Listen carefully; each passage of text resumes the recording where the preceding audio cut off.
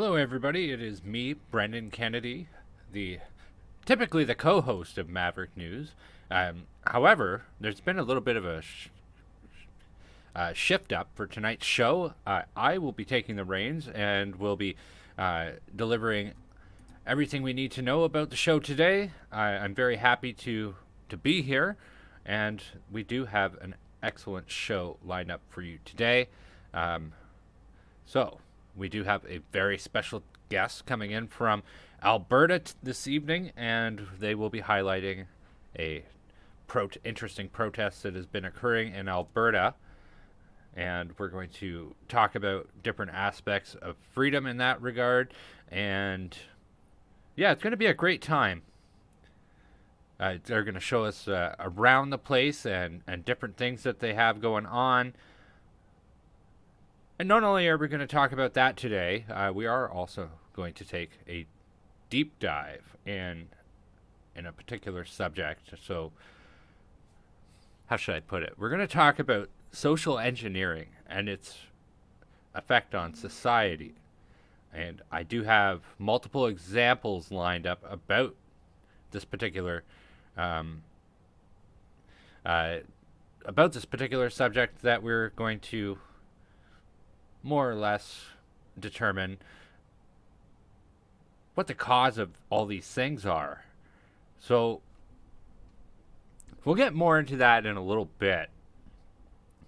But definitely with Alberta, it'll be interesting to see a couple of things that are going to be happening with it.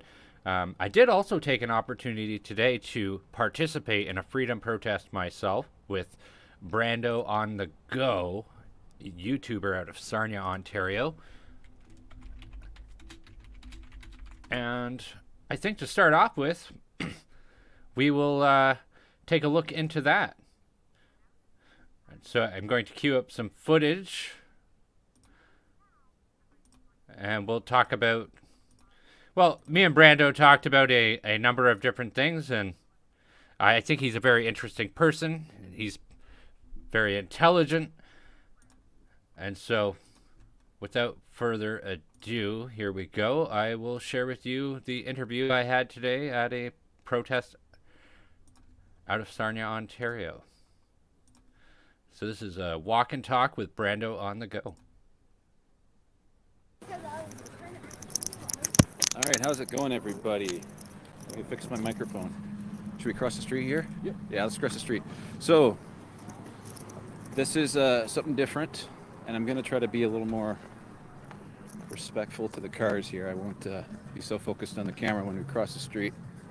All right, we're good. All right, so this is kind of a new segment I'm going to try. We're going to do a walk and talk. This is with Brendan Kennedy here. Hey, everybody, how's it going? And yeah, we're just going to walk the downtown of Sarnia, get some attention with our flag. And yeah, what should we talk about? What were we just talking about? I can't really remember. Oh, we covered a broad amount of subjects. We talked upcoming Ontario election.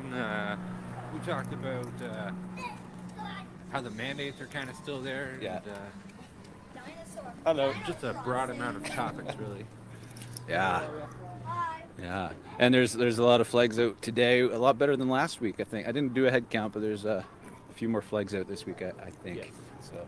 I mean, I was out with COVID previously, so I mean, I wasn't at a couple past of these events here, so I missed out, but Yeah.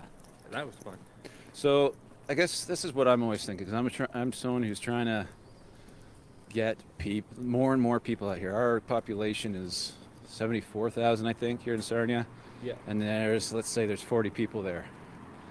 How can we get a few more hundred people out there? What are your ideas to get more people out there? Well, I'm not sure about what the ideas are, but people forget things. They have what I like to call it a short news syndrome cycle that happens. So if things aren't directly in front of people, then they're not going to pay attention to it. And so that has a big thing to do with it. Yeah. It's also a big commitment to come out every week, right? Right. And I think a lot of, I've seen this with my own friend circle, and on Facebook specifically, people that say, guys, the mandates are over. Why are you still out there? What do you say to people like that? Oh, the mandates are still there. They're not going anywhere. Where do they get the ideas that the mandates are gone completely, or I think they see the masks are starting to come off, so that. Bingo. So does that mean that this fight for freedom is over? No, the fight for freedom is not over. The government is basically doing whatever they want, and then expects us to clean it up in the courts after. Yeah. Which there has not been as much success with that as I had hoped. I don't Right. have any statistics off the top of my head, but there is some success, but not enough, I don't think. And of course, the media is dropping the ball on covering those cases. Just this past week, Dr. Dina Hinshaw, the Chief Medical Officer of Health for Alberta, she's in court right now, and she has to justify everything with the pandemic and the lockdowns. Right. And they have admitted, they have admitted in court that people's rights were trampled. But they're saying it was for the greater good. That's interesting because I read this from CTV. This was her name is Cheryl Milne. It was from September of 2021, and she took our argument, which is the overriding of the Charter of Rights, Section 1, and she gets to the part where it says reasonable limits, and she concludes that, well, a global pandemic is reasonable. What do you say to that? I don't think I think that the cure is far worse than the disease ever was, Yes. and that this is not a justification. Everybody ran with what the Chinese were doing on this, Yeah. which was authoritarian lockdown stuff. And that is the weirdest blunder of all, is that we already had plans on how to deal with the pandemic, but we threw them all in the garbage to follow whatever the CCP wanted. Yes. Thank you for saying that. Yeah. And guys, once we get our Charter of Rights reestablished and reaffirmed, can you imagine the progress we'll have with any type of little cold or sniffle that comes our way? Like, for the last 2 years, doctors haven't been able to give their opinion or expression. That's what we're trying to protect. And just imagine when those particular freedoms are reinstalled and resecured. Yeah, it would be great, because there is a lot of doctors out there that disagree with everything that's happened, but they're not able to talk. Let's cross the road here. There's been this censorship where you're not allowed to say anything, or they'll throw you in the garbage. Yesterday's news. Yeah, thrown in the garbage, i.e. blackballed, defunded. It's not nice things that they've been doing to our doctors, and you guys all know this. Dr. John Nichols says, "Hello, Norma." Who's that? It's probably talking to someone in the comments. Do you have an extra hand? Can you hold the mic? Yeah, I can hold the mic. I want to read the comments. Look how light that is. So, hey guys, this is our walk and talk. We're walking and we're talking. And I should have actually flipped my phone. Not only exercising our legs, we are exercising our free speech. Yeah, man. I'm huffing and puffing, guys. I'm sorry. Friendly Firefly says good morning. Morning, guys. Gyro says good morning. Morning from BC. Good morning, British Columbia. It's afternoon here, guys. Barely. Wakey. Barely. Freedom is on the loose. Hello, doctor. Okay, they're talking to each other. They're not calling me a doctor. That's good. No, that is good. We are not doctors. We are not providing you with medical advice. Guy from Maverick. I watch him, says Shauna Myers. Yeah, it's Brenden Kennedy, the co-host of Maverick News. Awesome. All right, so let me see if I can get my glove back on. I'll take the microphone back. Yes, it is cold. There, that was a little special. It's a chilly 5 degrees Celsius in Sarnia. Yeah. All right, so I was actually talking with... Morning. Hi, how are you? Good afternoon. Just talking. My parents were here, and my mom was using the analogy of we're up to bat right now, and we got to take advantage because I can't remember verbatim what she said, but strike three came when you heard about the judge that ruled the truckers were in the right, basically. Yeah. And I forget how she worded it, but she said the first strike was giving the judge telling them they had to give the gas back because they couldn't do that.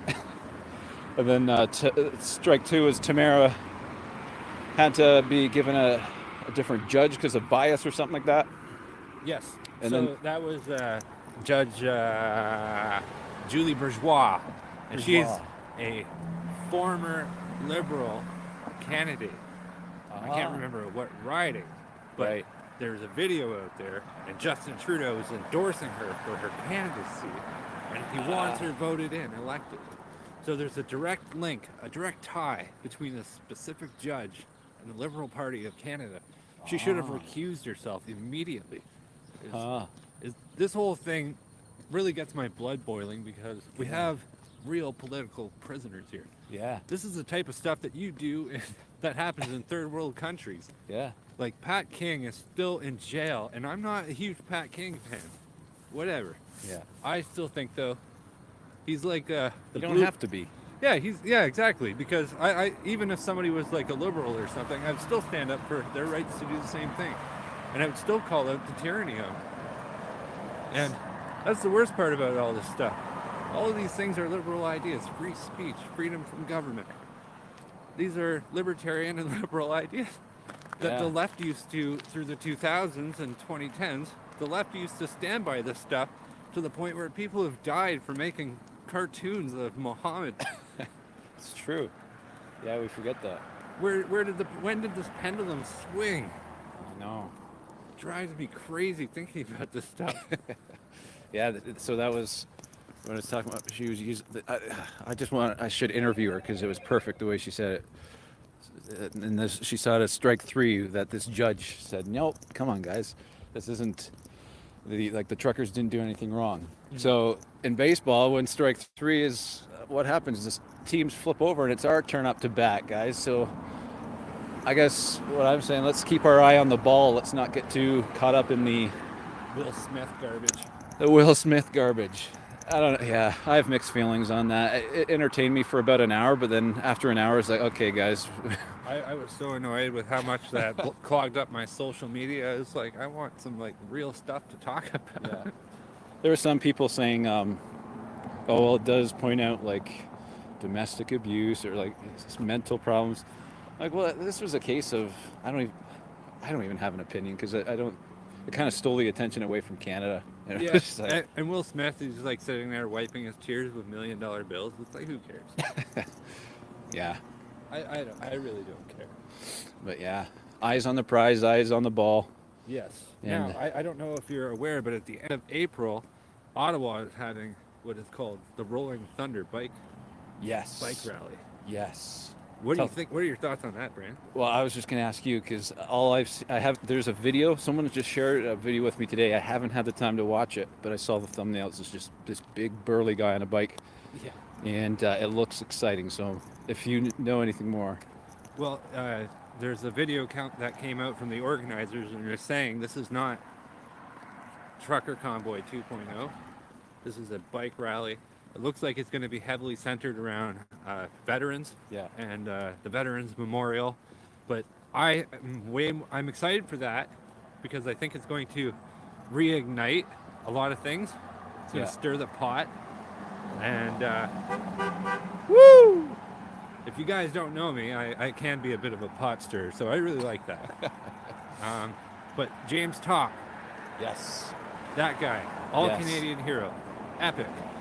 He should be arriving in Ottawa in maybe like June, July. And he's a Canadian veteran. He lost his job in the public service.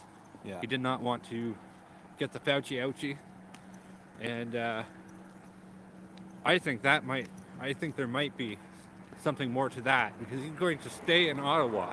He says he owes the Canadian people 70 kilometers because he wasn't able to walk a stretch on the BC highway. Wow. So he's going to walk 70 kilometers in Ottawa, and I think that's going to be like a little bit of a Jericho.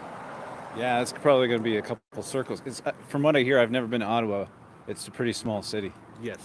I had been there once a long time ago. Yeah. But I covered everything on the Trucker Convoy remotely with my partner, Rick Walker.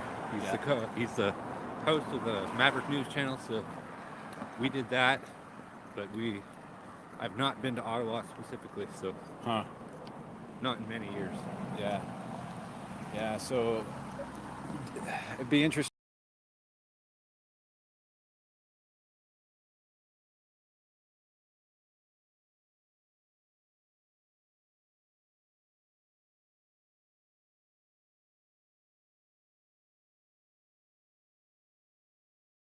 See?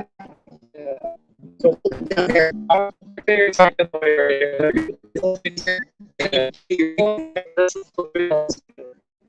Jaden and John, can you hear me?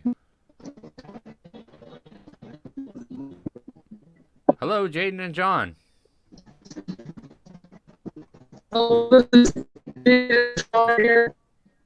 We're down at there's a Convoy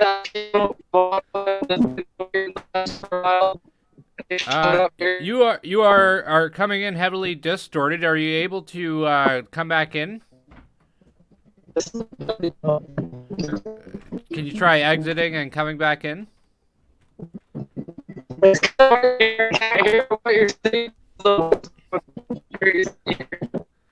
I do truly apologize about this, folks. It's coming in very garbled. Can you try going out and coming back in?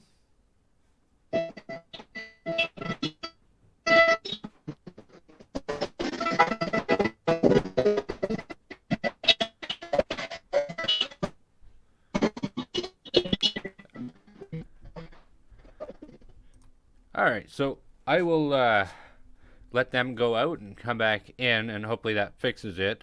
So that was my chat today with Brenden McCaskill of Sarnia, Ontario. He runs a YouTube channel, Brando on the Go.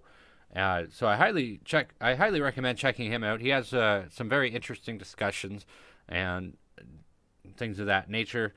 And yeah, it was pretty interesting to have a walk and talk with him.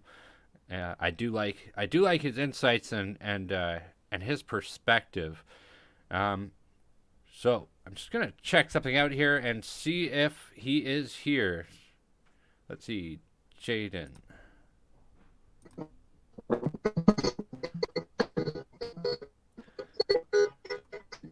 Hello, Jaden. Can you hear me? Hello.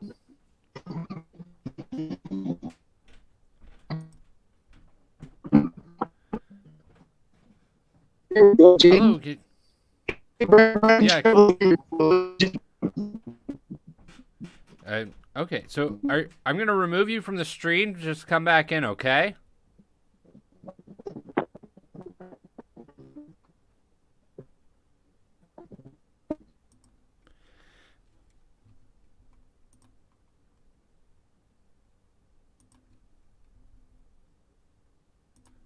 Okay, so they'll be coming back on in a moment. And I guess there is quite a sizable freedom protest that is happening out in Alberta today.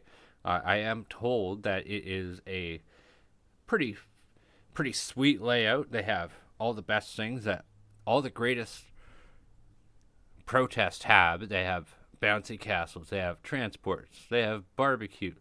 And it is my understanding as well that they are in an interesting situation where they have lots of different law enforcement agencies there.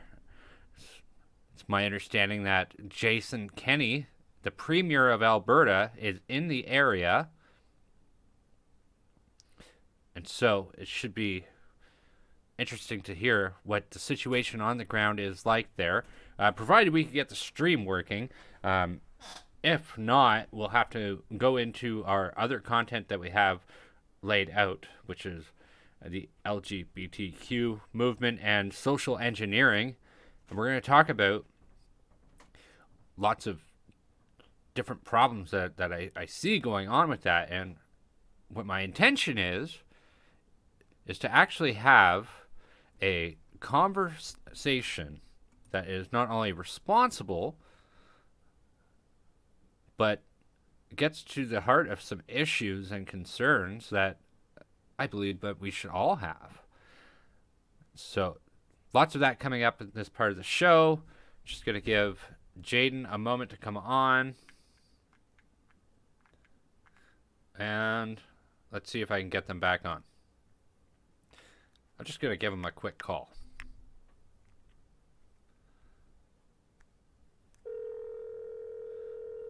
Let's see if they answer. Hello. Hey, this is Brendan Kennedy with Maverick News. How are you doing? We were breaking up. I apologize, sir. That's okay. So I just needed you guys to exit the studio and come back in. Are you able to try and jump back in? Yeah, we can jump back in, sure. All right. Well, You want us to jump back in there, Brendan? yeah, give it a shot. Okay, hang on. We'll jump back in 2 minutes. Yeah. Hang tough. I do apologize about this folks, and we're just working out some technical difficulties, and it should just be a moment. You know how this stuff goes. Make sure it's turned on. Restart your computer. Is the light on? Mr. Manson, are you still there? Okay, he hung up. So he'll be joining us in the studio here in just a moment, live from Alberta, and we'll be talking and having a discussion about a number of things. And so, oh, and here they are there, and let's hope it is going to fire. So, Cool. hello, Jaden and John, can you hear me?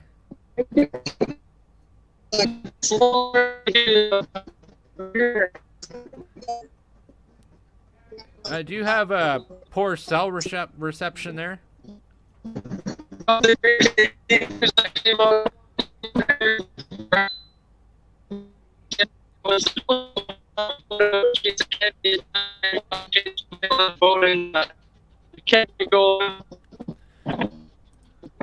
Well, everything's coming in really, really garbled still. So I think we might have to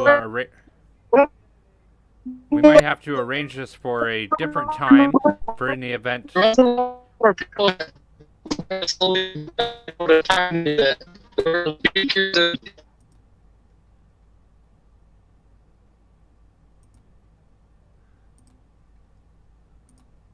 All right, so I think with that being said, then we might as well go into the topic at hand. So I do apologize about this, folks. We'll see if they do end up coming back in. So, like many of you last night, I was sitting there and I watched Tucker Carlson, and he talked about the libs of TikTok, which is a Twitter page that highlights the most insane things that you could possibly imagine to come out of. Oh, let's see if this will work. Hey, Jaden and John, can you hear me?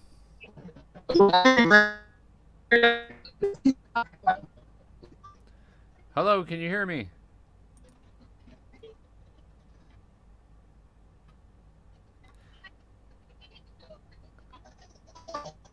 Hello, can you hear me?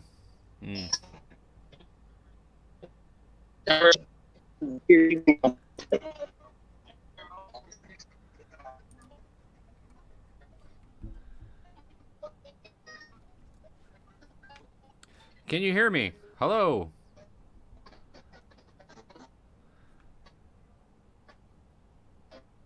Hello, Jaden and John, are you there?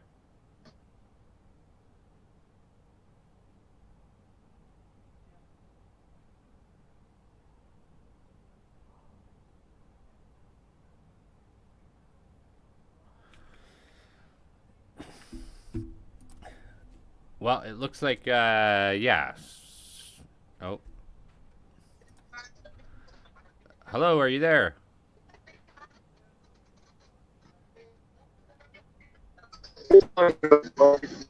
Oh, I have image. Hello, Jaden, are you there?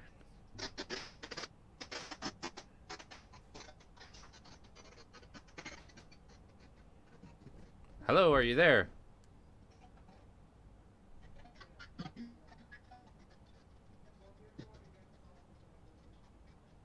Yeah, ground control to Major Tom is right.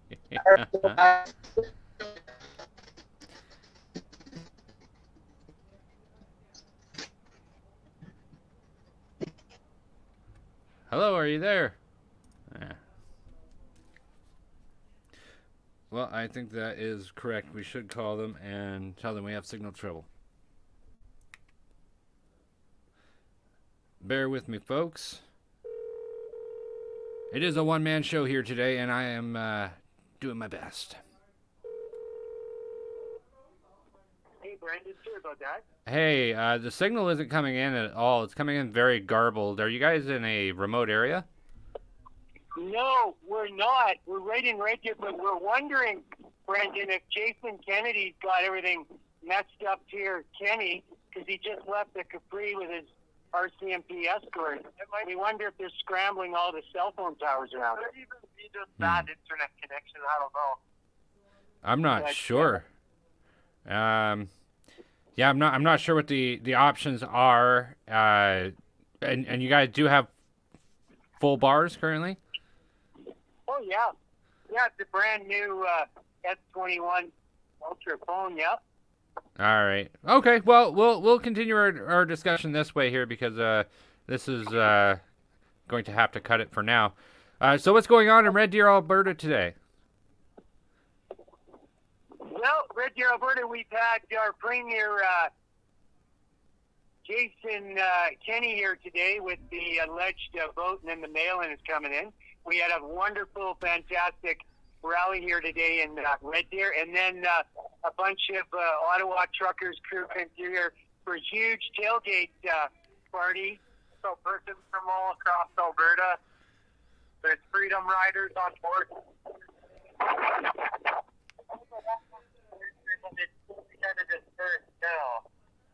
Well, that's pretty epic. And so, what's Jason Kennedy doing in Red Deer today? Well, he was in there, Brenden. They had this April the 9th, supposed to have this meeting for the leadership review. And then the UCP party, they've changed it around to a bunch of mail-in voting. And it won't be decided, I guess, until mid or late May of 2022, whether Kenney will still stay in as premier and rerun again or not. So everything's up in the air, I guess. Oh, my goodness. That's very interesting. So, enlighten me, please. Was Red Deer selected today because of this? I think the UCP party, Brenden, they had this organized quite a while ago. Mm-hmm. Then we had this new guy step in, Brian Jean, out of northern Alberta, who was up against Kenney before. And they just didn't have a large enough hotel space today to handle the 20,000 UCP voters that may have wanted to vote him out. So they went to this mail-in voting, which people were kind of up in the air about. And that won't be decided, I think, till the middle of May when the mail-in voting is counted. But yet, Kenney and the whole crew, they were here today at the Capri Hotel in Red Deer, renamed today. Cambridge, yeah. What do you think is going to be the end result of this leadership vote? Do you think Jason Kenney will be removed from his seat? I think they're using this mail-in voting to try and bring it so that they can keep Jason Kenney in, maybe. That's my thought. It's really interesting, Brenden, who you talk to, whether Kenney is going to get in or out. He has been known to be the flop fish, flipping back and forth. I talk to a lot of people, and I think a lot of people kind of want him out. Good, bad, or indifferent, all these premiers, Brenden, from your... Well, in Alberta, Brenden, we call your Doug Ford. We've renamed it Thug Ford. And our guy here, Kenney, and then the guy in BC. They all seem to be drinking the same Charles Schwab World Economic Forum Kool-Aid. I don't know. It's pretty sad in some ways, but yet completely inspiring in other ways to see. If you saw this rally come through Red Deer today, it would make you so proud to be a Canadian. Hundreds and hundreds of truckers here, families, grandmas, families, kids, dogs, pirate bouncy castles. barbecues going in Red Deer. It's just wonderful, my friend. Go down here. What kind of turnout do you boys think is at this rally today? What's the numbers you think?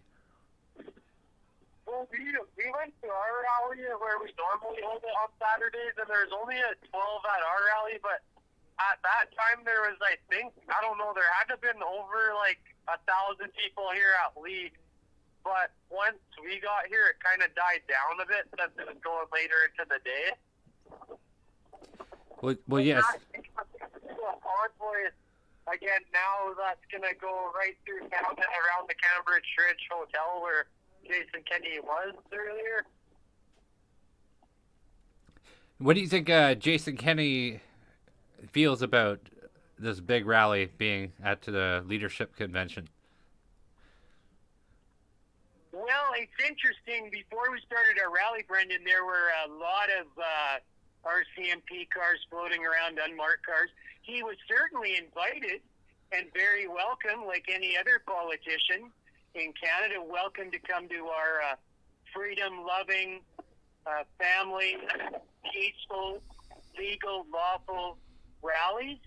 Everybody's invited, and they were, I believe he'd been invited to the tailgate party here at the Burnt Lake cattle auction on private property here in Red Deer. Mm-hmm. Everybody's always welcome and invited. I think that says something about the freedom movement in Canada, that it is very, very peaceful. It is very, very much a family-friendly atmosphere, except for when the police get involved and try to add violence to the equation. Well, you know, Brenden, interesting. We quite often here in Red Deer, we've had different RCMP officers come by our rallies and actually give us the thumbs up support big time, you know, and civil enforcement bylaw officers as well, giving us the thumbs up.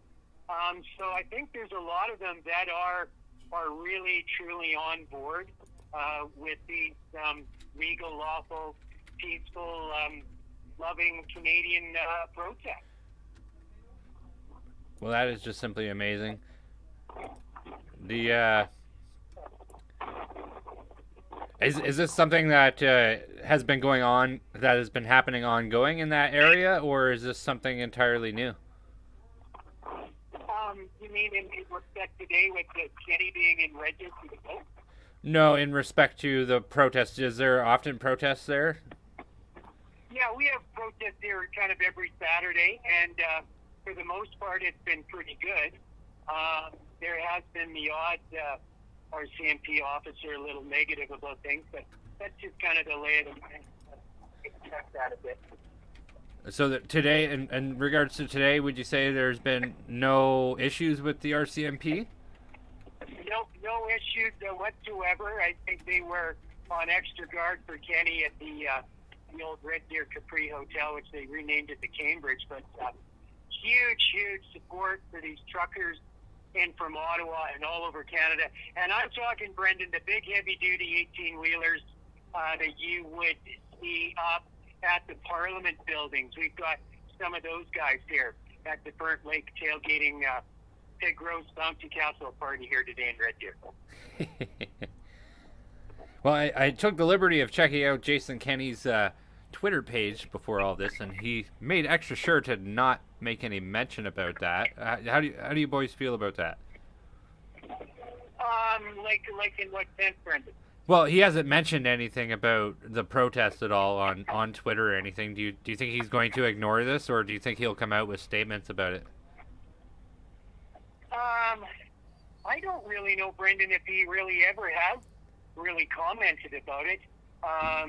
He was sure more than welcome here to the Freedom Convoy 2022 Bouncy Castle Pig Roast. We welcome everybody here. We're Albertans. We love the world. We stand for freedom.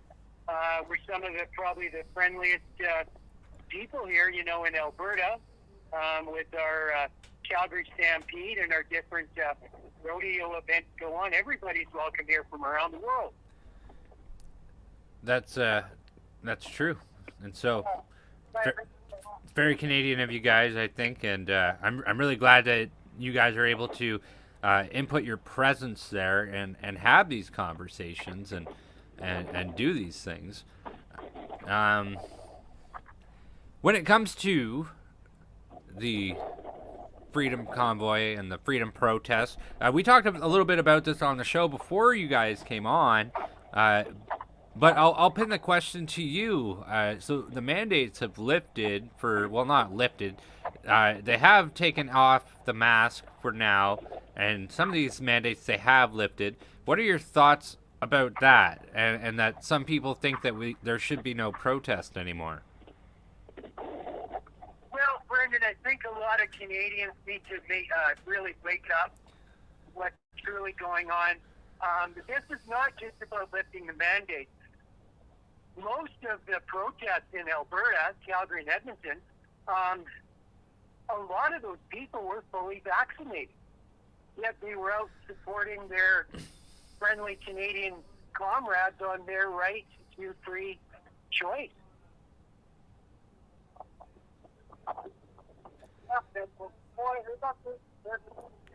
Do you think it's possible that in Alberta that they could bring the masking back? Because it is apparent that across the board that they're saying COVID numbers are going up. Is that something that would be concerning for you guys too? Well, I think as a lifelong Albertan, born and raised in Calgary, I just don't think, respectfully, Brendan, people in Alberta are going to suck that Kool-Aid up and drink it again or tolerate it. I just don't think it's going to happen. I know that behind the scenes, Jason Kenney had a lot of major pressure from his members in the Alberta legislature that are rural members of parliament. Got a tremendous amount of pressure from ranchers, farmers, dairymen, cattlemen, everybody. I just don't see them even attempting to try and bring back any mandates or masking here. I just don't think your regular Albertan is just going to put up with that, my friend. Well, that's very interesting. That's an interesting concept. I've said it before, but I don't think the government cares what people are gonna put up with anyway. But do you think that there will be a reignition of protest even bigger than the 1,000 people that you've had in Red Deer, Alberta today, if that were to happen? Oh, Brenden, my God, you guys got to come to Alberta. We love you. You're invited, hands down, to the world's biggest outdoor rodeo in the world, the Calgary Stampede. This thing is growing, my friend. It is not going away. Any politician in Canada that seems to think this is just going to go away, this is getting bigger and bigger. If you were here today, we had the cowgirls and guys on their horses here from the Coots border crossing. You would remember that about a month or so ago. Yes, I would, yeah. Truckers here from all over Canada, every walk of life. We're just getting another convoy here together. Grandmas, grandfathers, families, dogs, kids, bouncy castles, barbecues, loving, God-fearing Canadian people that love freedom. They respect the law. They're loving people, peaceful, and the friendship, my friend Brenden and Mr. Rick Walker, the friendship and camaraderie of the people that have met and linked together with this Freedom Convoy 2022 that went across Canada, my friend, it's just been nothing but incredible. Nothing but incredible. So I want to see if maybe we could try the link again. Do you think you might be able to get Jaden to give it a shot? Maybe try it again. I don't know if we might have a little better coverage here in a little while, but yeah. We even have a friend here from Quebec at their rally here. Okay, perfect. Because there is I'm hoping there is a few more questions that I do have, and there's more I want to learn about what's going on there. So yeah, let's see if we could help by giving people a lay of the land there that you may be able to give if we hook up on video. So just stay on the line here, and I'll see if Jaden is going to be Yeah, I able don't to. know. You might want to try the link on his phone. Might be better. I've never done a link like this before on my new phone, but Okay. it's all good. We're Yeah. here for you. Well, I did send Jaden the link earlier, but it didn't seem to work. Are you able to send Yeah. it to him via text or something? Because I know it works Yeah. with him. We've had him on the show before. I'm not sure why it wasn't working the other way. And interesting, Brenden, there is 11,000 pair of shoes here, my friend, representing firemen, nurses, people that have been fired from their jobs in Alberta because they refused the communism, Jason Kenney tyranny of having to be vaccinated working for the government. And we'd like to show that to you guys too. Personal stories. It really, really makes you awake to what's been going on for the last 2 years, my friend. My heart absolutely goes out to anybody who has lost their job over this situation. Anybody who was watching last night knows that we had conversations about that with an individual out of Sudbury. So if you are listening, thank you so much for your call last night. Definitely very glad to hear you. But my heart goes out to anybody who has been through this. This is not something easy, and anybody who has done this has made one of the toughest decisions and has stood their ground. They're well, this is going to sound corny, but they're absolutely true mavericks.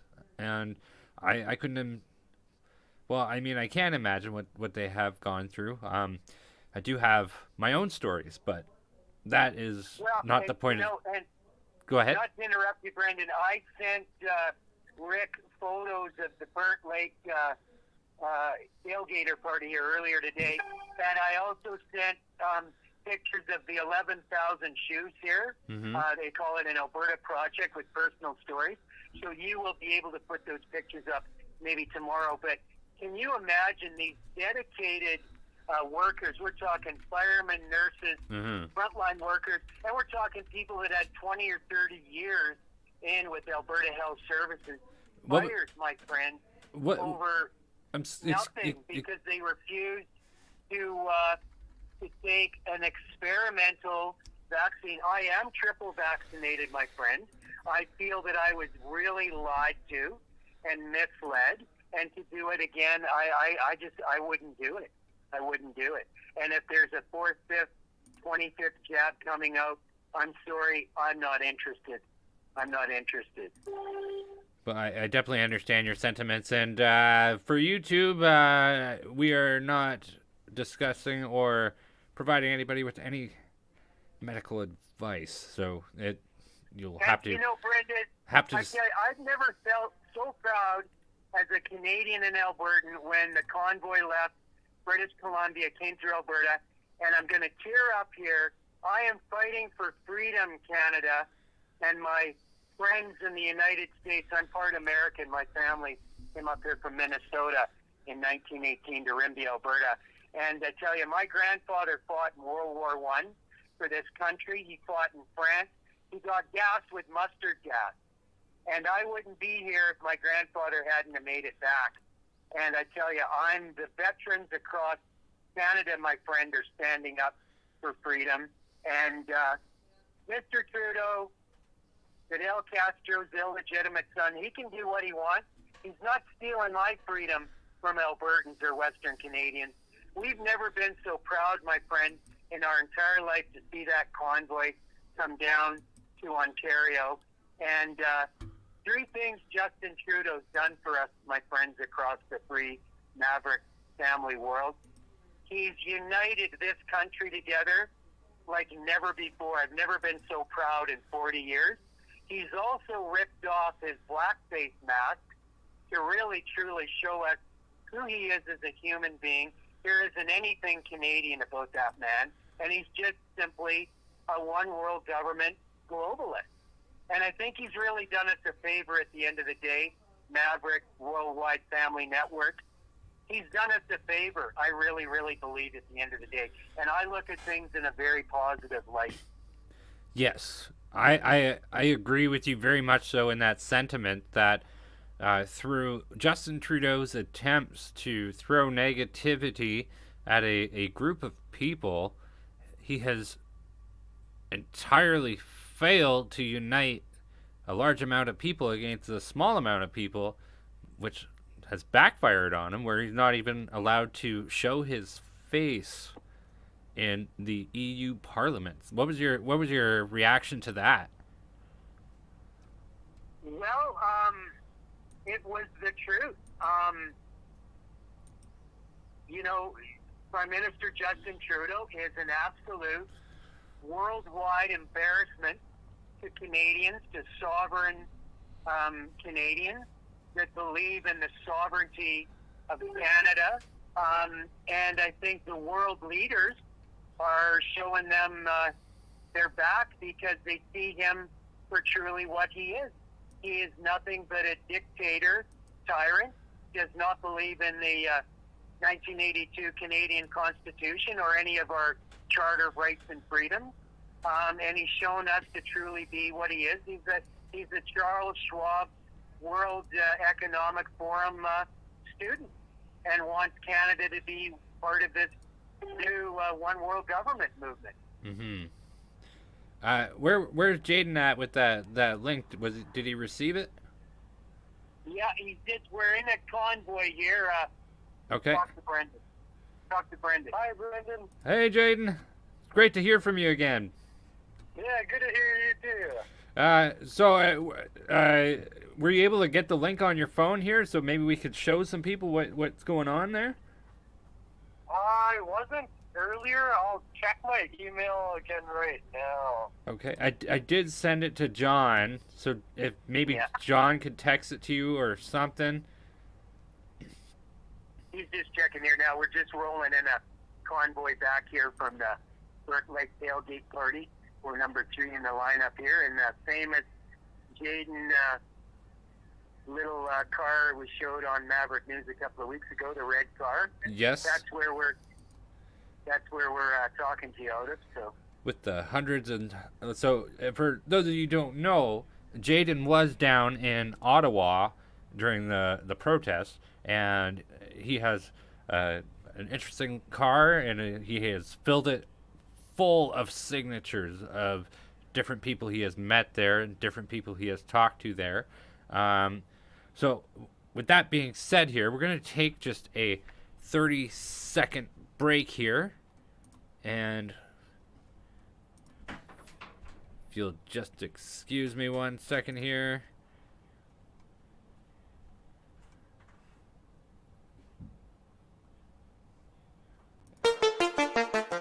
The New World Order. Government overreach. The Great Reset. Mainstream media lies. Now more than ever, independent voices are needed. Donate now at freedomreporters.com. That's freedomreporters.com. Maverick News. The antivirus program for your mind.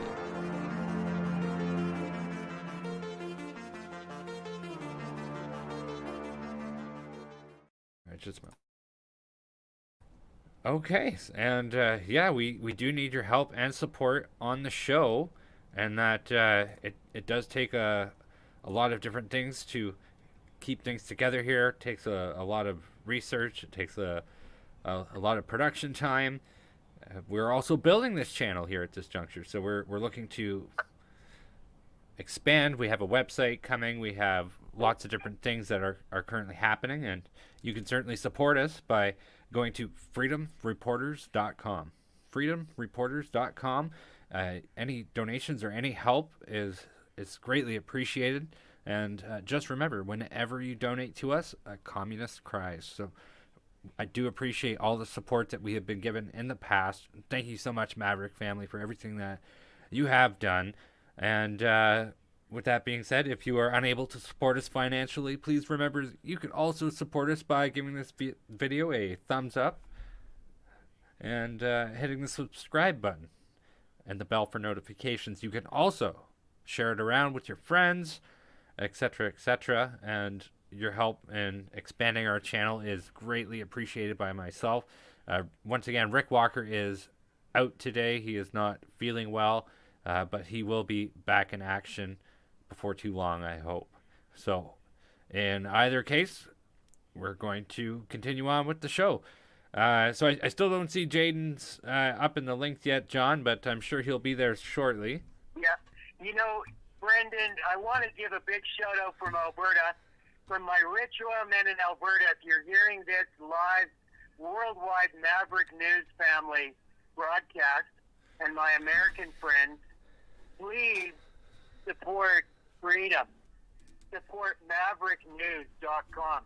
If you are a rich oil man in Alberta, help these guys out. They're building a worldwide network.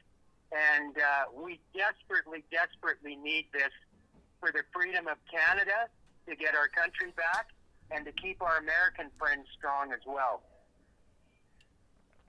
Absolutely. I'm a big supporter of the United States. I do wish them well. It's like you said, I also share a common ancestry with United members of my family being a part of the United States too, out of Menominee, Michigan. So I understand that we are very close in relations. You've heard of the People's Convoy in the United States on our show. What are some of your thoughts on that movement? They're currently en route to California. Oh, we absolutely follow you guys. We love our American comrades. Listen to that nice lady last night from New York. Mm-hmm. God bless her. That, you know, Canada has awoken the world with our Canadian truckers, our Freedom Convoy, which has turned into not just lifting our mandates, but getting our freedom back, standing up for our sovereignty. And we wish our American compatriots, brothers and sisters, God's blessings and speed, and keep them safe. And we have to stay linked together, my friend, because phone your congressman, phone your member of parliament, phone your local mayor of your city, and voice your opinion for freedom. We got to stand together in numbers, my friends.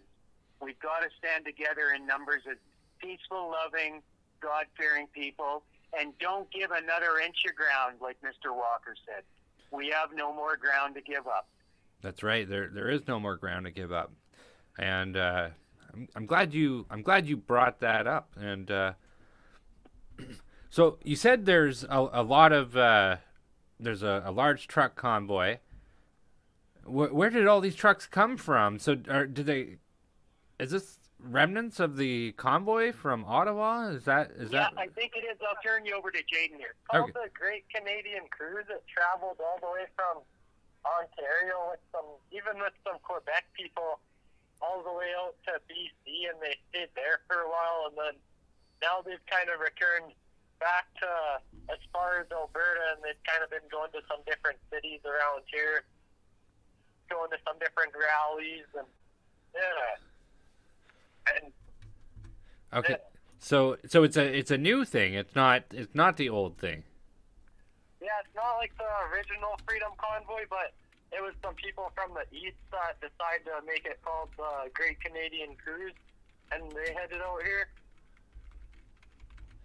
That's okay. So that does narrow it down. And there is a Facebook page for the Great Canadian Cruise, I believe, and it looks like they have been everywhere. Yeah. What type of effect do you guys think? What do you think the local sentiments in Red Deer, Alberta, are about this protest? Do you think it's widely supported, or do you think? Oh, yeah, absolutely, Brenden. As an Albertan and Canadian, at most of our rallies and driving rallies around 99% of the people are awakening. It's thumbs up, love, kisses, support. You get the odd person with the thumbs down or the middle finger, but what we do is we pray for them and we throw them the love. We throw them love from Canadians around the world because we are fighting for their freedom as well. They just don't know it yet because they're not awake. That's right. I mean, we can't return hatred with hatred. We have to. We can't return hatred with hatred. We do have to be friendly, and I mean. Oh, we totally throw them the love, and I tell you that really. We had one guy drive by us about 4 times in the day, and the more we threw him the love, the more messed up he got about it, because he figured he was going to get a really angry response from us, and we threw him the love as a brother, as a sister. We gave him the Christianity love that Canadians are all about, and he just didn't know how to react to it. That's interesting. I do know somebody who had been at a rally in Sarnia, Ontario, and there's somebody who was taking drives around the block, and he was revving his car very obnoxiously and giving individuals who were at this protest the finger. What ended up happening, though, is on about the 3rd time he was going around the block and giving people the finger, he wasn't paying attention to what was in front of him, and well, he made himself look rather foolish by crashing into a parked car. But you know, Brendan, I got to throw out a thought here. I think this country has reached a very disgusting point where we have Pat King still in jail as a political prisoner, clearly. Yes. I don't think his bail hearing, correct me if I'm right or wrong, is coming up till later in the month. And Tricia, like, absolute right political prisoners in this country that's supposed to be a country based on law, on freedom, on charters, and yet you've got allegedly attempted murderers that get kicked out on bail right away, not being held. And if that doesn't drain the blood out of Canadians in an amount of shock as to this double standard in this country, and I will say, Brendan, I got a little bit of a legal background because I fought Revenue Canada. We do, my friend, we do have a judicial system in Canada, but we do not have a lot of justice, unfortunately. No, I agree. I agree with that for the most part. And you know, Brendan, I would give a shout out. Where are our civil right attorneys, my friend, our human right lawyers, to stand up for our freedom fighters in this country? We need top-notch Canadian and American lawyers to come out pro bono if they're civil right fighters, human right fighters, or they've got extensive criminal law background. We need those lawyers to stand up as Canadians for other Canadians pro bono and stand up for our freedom fighters in this country. We desperately need that. And I wonder where some of that $10 million money is in that other funding thing, maybe to help pay for some of those lawyers, my friend. Well, the money has not been delivered to anybody thanks to our lovely federal government that we do have. So I'm not sure if we're going to see any of that happen. But it's my understanding that currently Dr. Dina Hinshaw in Alberta, your chief medical officer there, is currently in the hot seat this week. Yeah, I know you guys were talking about that the other night. Very interesting. There has not been a lot of publicity about that, Brendan, my friend, in Alberta. It's almost been like it's kind of been kept out of the mainstream legacy media. It's been really played down. I think Dina Henshaw, as an Albertan, I think she's a very, very nice, credible lady. But I think the amount of pressure that she has been under from day one from day one under this COVID-19 thing with medical mandates in Alberta has been, unreal. And I think the Alberta government is going to be really caught in court flat-footed with some of the medical lies they've told Albertans and Canadians, and playing around with medical records and not being honest with people. And I think that's starting to come out in Court of Queen's Bench with the lawyers that are cross-examining her. I don't think she's in a very fun position, my friend. No, it wouldn't be fun for her to be grilled in the hot seat. And, she's probably just taking orders from people at the top, i.e. the federal medical establishment. Well, and I think, Brenden, what Albertans were most upset about is, if you want to be vaccinated, fine. Let everybody know it's an experimental vaccination. If you want to be a guinea pig, fine. If you don't, there are alternate medical things you can look at. But the outright human extortion this Jason Kenney government has put on our medical establishment people is unbelievable. I can tell you the first lockdown in 2020 in Alberta, I'm a single person.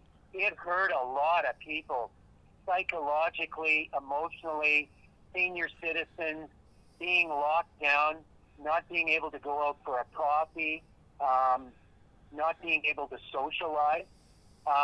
Very, very detrimental, my friend.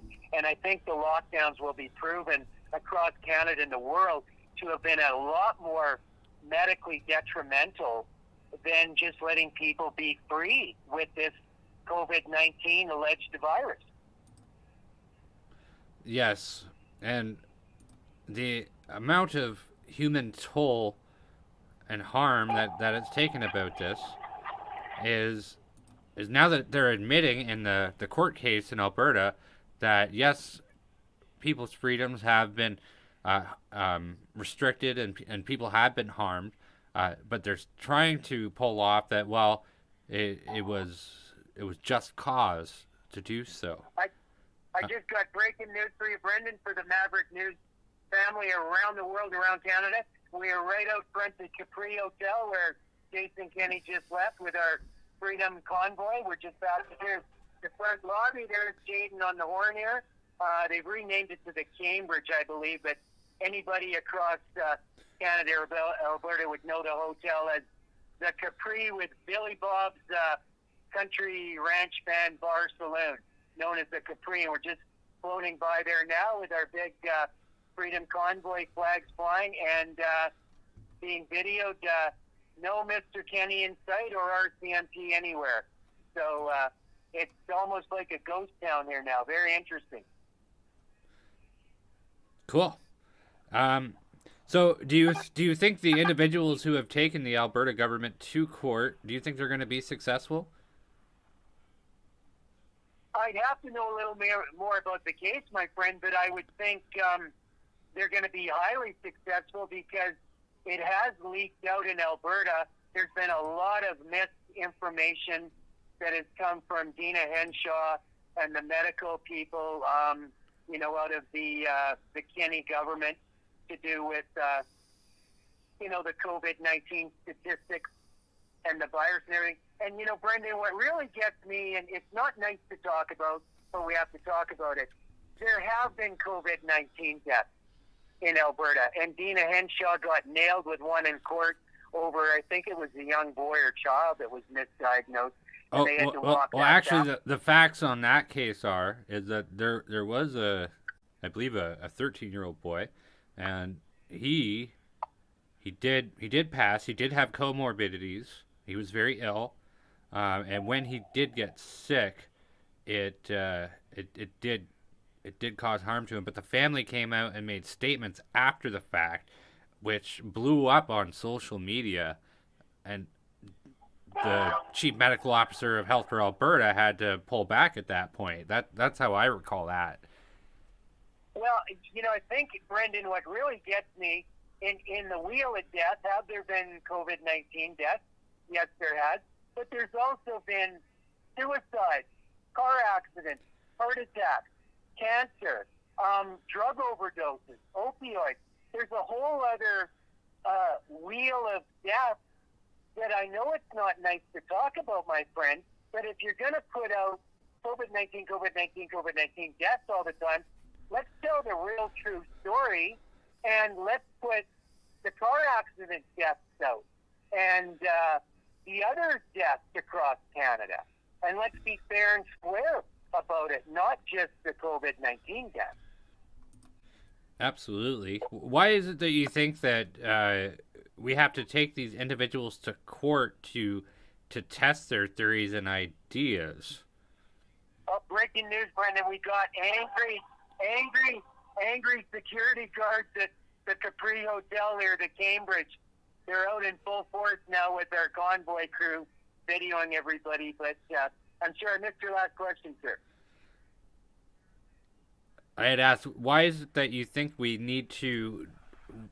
It takes a court process for us to even have an honest discussion about the harms that have been caused by the lockdowns.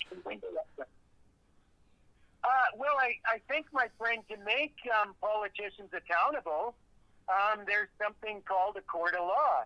And I think to do things legal and lawful, sometimes these government medical officials, they need to be sued on a statement of claim.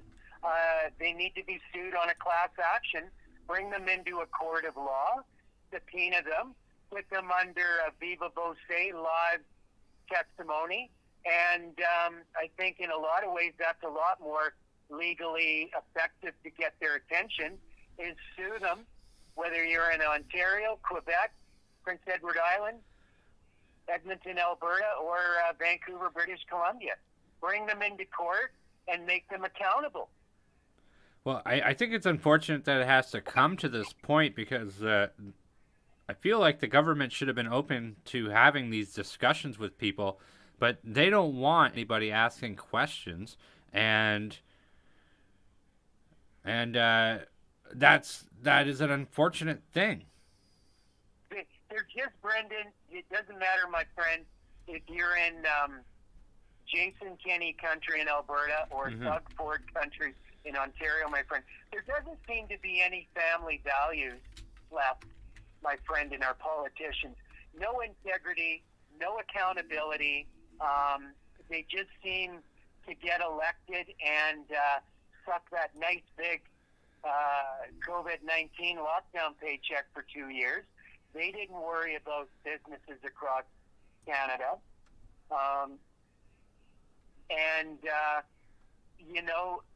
I think we need a clean sweep across this country, not just of the Parliament of Canada, but of our provincial legislatures across this country. Absolutely. That's a good point. I do have to say one thing I found very disturbing as an Albertan, that when the entire Parliament stood up in a round of applause, no questioning or a second sober moment thought about the $1 billion we've now donated to the country of the Ukraine. I love everybody in the world, Brenden. I love helping. Albertans love sharing our oil money with everybody. When you, Brenden, have homeless people out front, 150 meters out front the door of the House of Commons in Ottawa, I believe we need to help those people first. I believe we need to give money to our veterans, our seniors, our First Nations people. And if we got a lot of extra money left over, my friend, I'm all about helping the Ukraine and Russia and the rest of the world. But my friend, you have to help yourself first. You have to take care of your fellow Canadians first and foremost, my friend.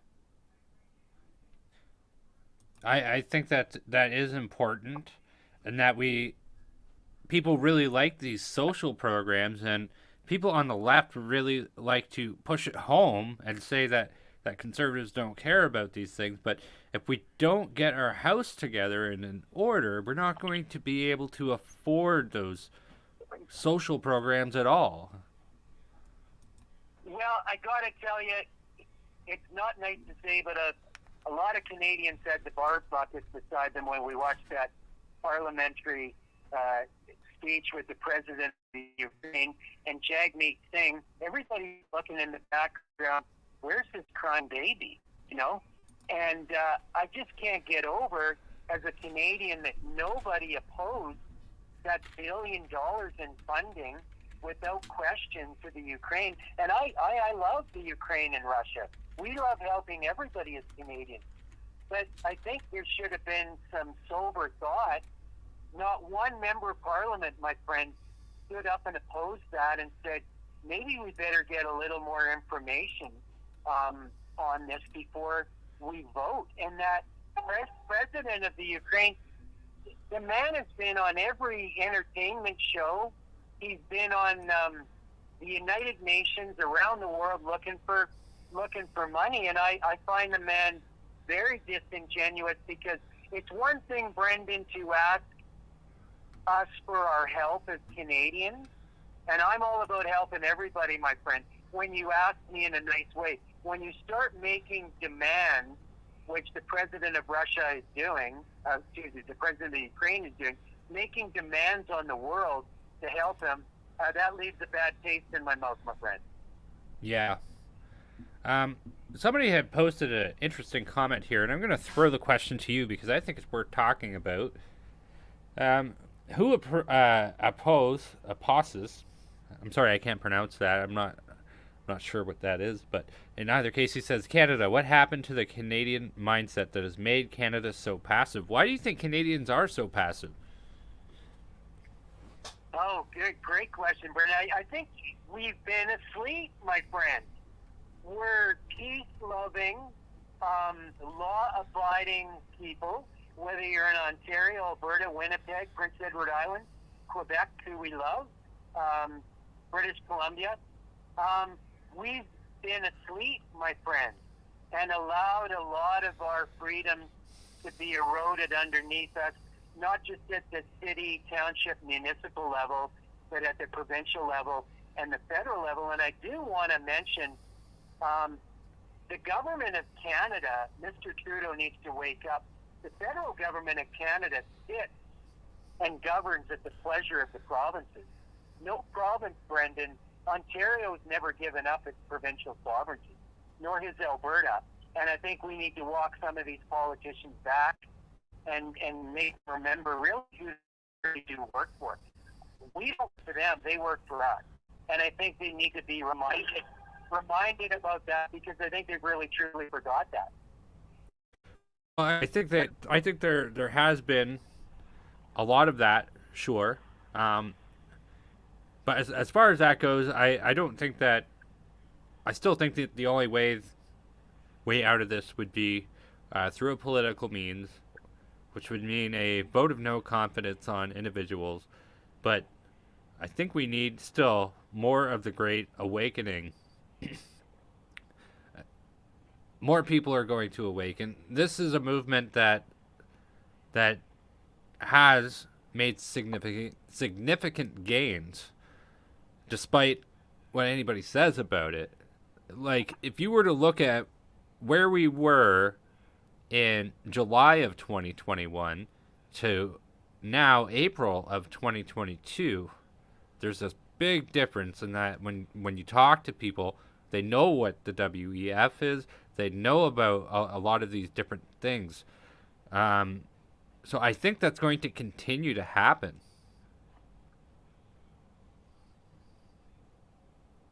Well, I think, Brenden, Canadians have been just asleep for too long and not paying attention to who's driving the car, my friend.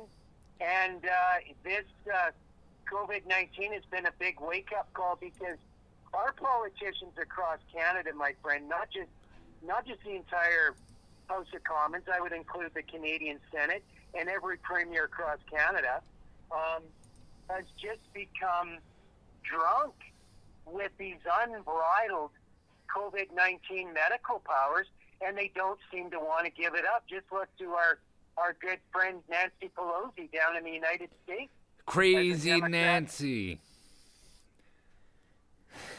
Sorry, whenever I hear Nancy, I always think of what Trump calls her, Crazy Nancy. Yeah. And I just have to say this to my friend.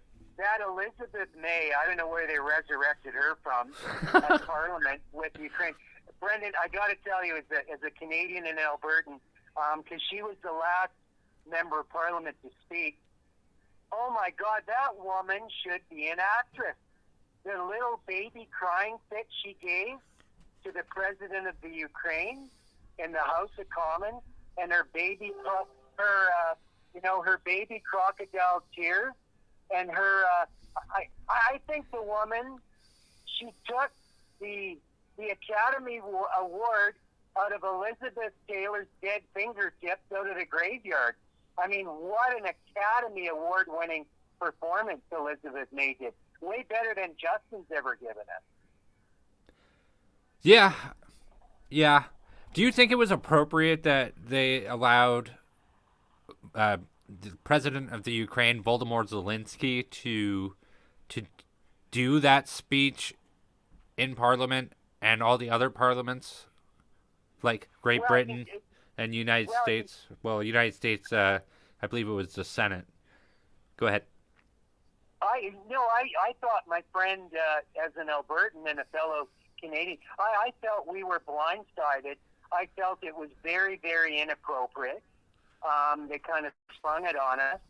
And I just couldn't believe just the standing ovation, including Pierre Poilievre and Candace Brenden, that the Conservative opposition should have opposed it. And again, as a Canadian Alberta, I'm not against helping anybody around the world, my friend, but I think there needs to be a proper amount of time to evaluate how you're going to help another country after you've helped your Canadian compatriots first. First and foremost, Canadians have to come with our homeless people, our veterans, our seniors. They have to come first before, NATO or our alliance with NATO. That's true. Those things do have to come first. We can't support others if we can't support ourselves. And by focusing on Canadian prosperity, we do have the opportunity to make the world a better place. It's not really dissimilar to the way that Dr. Jordan Peterson will talk about, well, you have to clean your room. If you can't clean your room, how are you expected to be able to clean up anything else? Well, I think a lot of Canadians feel, Brenden, that Mr. Trudeau and Nancy Freeland, we should have kept our nose completely out of the Ukraine. I think there's an awful lot more going on there. There are two sides to the story. There's clearly a Russian side to the story with President Putin. It's not reported. And there is there's a Ukrainian side to the story as well. There's also a Western propaganda side to the story. I don't think Canada should have got involved in any of it. We should have stayed out of the UN and NATO. And I think if Canada had been involved in any of that, my friend, we should have gone in, which Canada's famous for, as peacekeepers and stood between Russia and the Ukraine as peacekeepers and been a very, very neutral person. Albertans feel Justin Trudeau's put a big X on our back by arming the Ukraine with stuff. He certainly has. I like the way that you put there's more sides to the story. And, I mean, my grandfather used to always say, there's always three sides to every story. There's your side, my side, and then there's always the truth, which could be something in the middle of that. It could be something even different, but it's going to vary. But you hit a number of points there. I don't think that Canada is any longer going to be thought of as the peacekeepers. I think we have destroyed our reputation. I think those days are over. There are certainly a lot of circumstances where it turns out places that we were supposedly supposed to be in a peacekeeping role that we actually weren't. And so, I mean, I'd have to look into a little bit more about that. I think those days are going to be gone.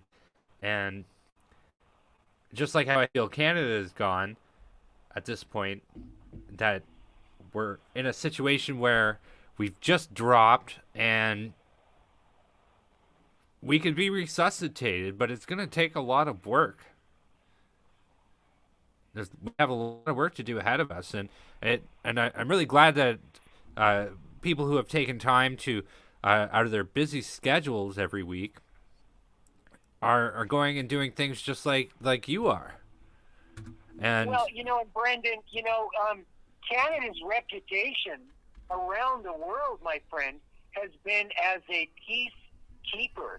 That's how Canada has built our international reputation, was being Canadian-loving peacekeepers and being very neutral around the world. And I think this has been a major conflict of interest, with Justin Trudeau getting Canada involved heavily in the Ukraine, not just with money but with armament. And Nancy Freeland is in a major conflict of interest, having ties to the Ukraine. And I believe as Canadians, they should do the honorable thing and resign. They're clearly in a conflict of interest position, being part of the Charles Schwab World Economic Forum and the Bilderberg Group. They do not represent your average Canadian. I don't think there is anything Canadian about those people, and I'm gonna, maybe make an assumption that maybe in the near future, Mr. Trudeau might stand for treason against his own Canadians, because he's playing both sides of the fence. He's clearly a one world government guy. He certainly is not for the sovereignty or independency of Canada, my friend. no, he isn't. And I have taken the opportunity. Now, please don't give me too much hate about this, but I did take the liberty of using Wikipedia to look up Chrystia Freeland, and very interesting fact that she had moved to Toronto specifically to be voted in. And I kind of take issue with that somebody who doesn't live there just drops in and suddenly knows what is going to be best for the constituents of that riding that she's never lived in before. And so it is very weird, and it is kind of suspicious. Well, and Brenden, I don't know if you know this or not, Nancy Freeland is originally, I think, from Alberta. I think her mom and dad farm up in the northern Peace River country. She's an Alberta girl. Yes. I think she certainly does not do us proud, my friend from Alberta. We don't want her back here. I can tell you that much. She's a traitor to Canadians. She has no economic degree, financial background at all to be the finance minister of the federal government of Canada. No, she doesn't. You're correct in saying that. She did go to journalism school in the United States. She has a lot of Eastern European studies under her belt, and that sort of thing. She had even done. She spent some time in Ukraine during her university days, which the USS. Go ahead. I don't think she's a welcome girl in Russia either. She did some schooling there, I think, in Russia, and I think she's it was the persona non grata. I don't think she's welcome back there. It was the Ukraine under the USSR, if that makes sense. Okay. Yeah, and so she's not welcome back because of that. She is on a no-fly list there. She can't go there. They don't want her there, to say the least. So, very interesting times that we are in right now, and I really, really wish that things could be sorted out better. But how there's a big timeline here, and I think for right now, we've talked about this a little bit last night, but I'd like to maybe hear your thoughts on it. do you think that there is a possibility for a sooner answer for our political woes, or do you think it's a matter of waiting until 2025 in the next election to do anything about our current problems? Brenden, are you ready for my answer from Alberta? Yeah, let's hear Oh it. my God, my friend, God help Alberta. God help us. We can't take another 3 years of Fidel Castro's illegitimate son, Justin. Oh my God, there'll be nothing left of our oil sands, of our oil industry in Alberta, my friend. I don't know if we can take another 2 or 3 years again. Truthfully, my friend. Well, I think it's going to have to be a waiting game anyway at this point. I have to ask you about this. There's a lot of talk about Alberta separating from Canada as a union. Do you think that is a very common sentiment in Alberta, or are they a fan of Canada? They want to stay.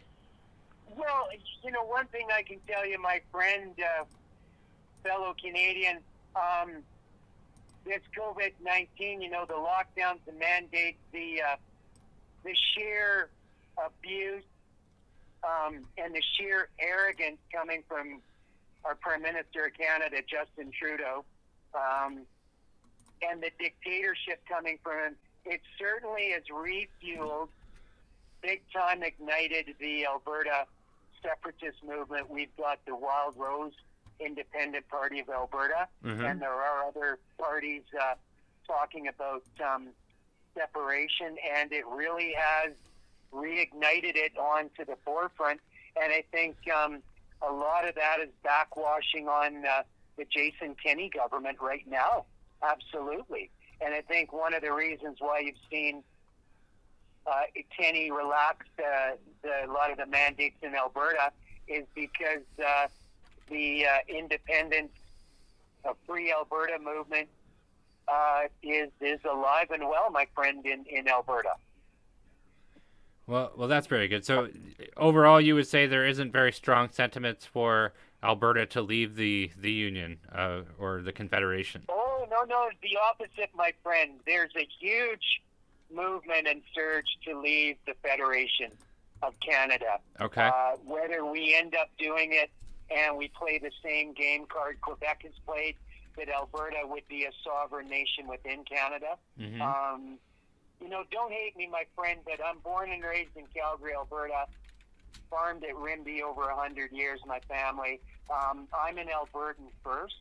Yes. And a Canadian second. And I mean, we love sharing our oil and gas wealth with the rest of Canada and around the world. But there's only so many times you can kick and attack the old golden goose that lays the golden eggs for transfer payments for the rest of this country, my friend. And we've had enough abuse in Alberta, my friend. I can certainly understand that, and I do wish that I hope that's not going to be the case. I do want us to stay together, and I do want things to go well. So I do hope that things are going to be all right. Well, we just want to be treated fairly, my friend. We just want to be treated fairly. Alberta loves sharing our oil and gas wealth with the rest of fellow Canadians. We want to see this entire country prosper, but you can't. Mr. Trudeau has got to stop the carbon tax killing our oil and gas industry, which is second to none in the world, environmental-wise, clean energy. And Brenden, I don't know if you know this or not, Alberta sits on 500 years worth of coal, the cleanest burning, environmentally friendly, high-quality coal in the world, my friend. Alberta has 500 years of coal to share with the rest of Canada to heat your homes in the winter. And a lot of people don't realize that, my friend. No, they don't. Canada is home to a vast amount of resources, including but not limited to the Ring of Fire in northern Canada. Like there isn't any reason why we should have such amount of joblessness, whether it comes to extracting resources to processing them. I feel like there's enough to seriously boost our economy and our namesake on the world stage, and it is a shame that we don't have that. Well, it's kind of funny, my friend, in Red Deer, there's a bunch of people with these electric Teslas, and they back them up to the old, it's not a gas pump, it's an electric pump. Well, where do they think that electricity comes from, my friend? It comes from a coal-fired plant in Alberta, or gas-fired with natural gas. Greta Thunberg is not refueling the old Tesla car up in Red Deer, I can tell you, my friend. So, well, I think we've covered a broad amount of topics here at this point. Is there anything else that you would like to add to the situation? Or to the conversation? I would just say we're back here now at the cattle auction mart with the tailgater party. Give our love to the Maverick Worldwide News Network family around the United States and Canada. Alberta loves everybody, my friend, and we are standing up and fighting for freedom, and we're fighting for people that don't even know it, my friend. So God's blessings and cheers and health and happiness from Alberta, my friend. We love this entire country. We want it to stay together, and we've got to love one another and take care of one another. And we can't forget our Freedom Convoy friends in the United States of America need our love and support and our prayers too, my friend. Absolutely, John. Well, thank you so much for your time and for your very good praise. I'm very flattered. I appreciate your time that you take in listening. I apologize we couldn't get video working for this interview here today. We'll first try, we'll get her done again. But I got to tell you, my friends, go back and look at the Maverick News media from 2 weeks ago with Jaden, our Red Deer kid. I'm just in the red car now. And our other wonderful Alberta freedom-fighting Calgarian, that independent news kid in Calgary that got beat up and abused by the Calgary City Police. And there is hope, Brenden, for this country when you see kids like that on Maverick News that are standing up with Canadian values, family values, integrity, God's spirit, and just there is hope for our country, my friend. There is hope for us. Absolutely. There is going to be hope, especially when we have people on the ground like you, John, and Jaden. So with that being said, thank you so much for your time this evening, and I look forward to our next chat. It's been a real pleasure, my friend, and I sent you a bunch of photos from the tailgating party today to our good friend Rick. God bless Rick. I hope he gets well. And we love everybody in the Maverick News Worldwide Family Network across Canada, across the United States, and across the free world. Please, Canadians and Americans, support our Maverick News Network freedom fighters. We desperately, desperately need real, live news and updating and guests. So God bless you, my friend, from Alberta. Thank you so much for your time, and God bless too. Thank you. Bye, John. Bye-bye. Bye-bye. And there you have it, John Manson. And we do really appreciate his time and talking to us. I do sincerely apologize once again about that. So I'm going to, at this point, take a quick 30-second break and let this roll here for you guys. So if you could just bear with me here a moment, I'm going to line up the next thing. So just bear with me here. Thank you so much. Be right back. The New World Order. Government overreach. The Great Reset. Mainstream media lies. Now more than ever, independent voices are needed. Donate now at freedomreporters.com. That's freedomreporters.com. Maverick News. The antivirus program for your mind.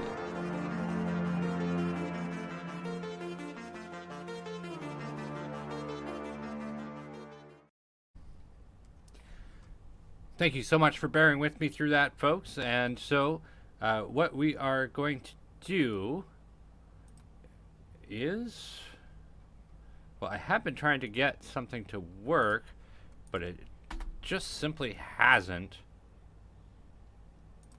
I'm going to try one more time here. If not, we'll continue with our regularly scheduled programming here that I did have lined up. And, okay, so that's not going to work. So we're just going to stick with the original plan. So, social engineering. Since the 2000s, there's been since the 2010s, I would say, there's been a huge shift in media companies and things of other nature that have been pushing different agendas on people, whether they want it or not. I did a deep dive on this today. After, as I stated earlier, my interest was piqued with the Tucker Carlson show last night, where he did showcase the libs of TikTok. And I'm going to call it the Don't Say Straight bill, which is the bill coming out of Florida by Ron DeSantis. He has pushed this bill out. Liberals are absolutely unhappy about it, but I'm really appreciative of one thing here, that it has sparked a conversation, albeit one-sided from the liberal left, about what should we expect our education system to be, and what should we expect corporations to, what type of morals and values should we expect them to uphold. I kind of don't feel that the end game of all this is going to be for the betterment of society. And we don't even have too many examples of it actually making anything better in society. In fact, what we have seen is identity politics playing out. And as you know, identity politics always serves to do one thing and one thing only, and that is divide our population. And so let's take a look at some of this social engineering that is happening in our society currently. And I'm going to start off with this first story that, well, it's going to be a couple of things. So it's going to be a little bit of a hell gondola ride. So make sure you grab your barf buckets and get comfortable, because we're going to go for a ride here. And I'm just going to cue this up and let it roll. You're going to notice something different at Pride this year. For the first time ever, Bud Light is revealing a Pride aluminum bottle. Oh, this is pretty cool. The bottle features a rainbow design with words of inclusivity and support, and you can get the special bottle at bars nationwide from May 27th through June 30th. Bud Light will be donating $1 from every purchase to GLAAD, up to $150,000 in all.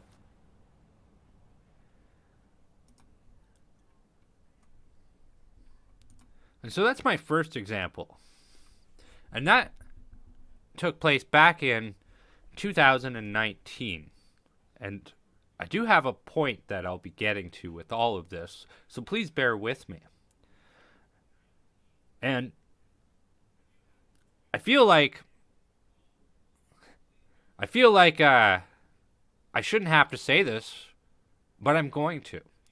And none of this is about speaking with any type of hate in my heart, but except I have questions about what the effect of all this on our society is. And what's the end game?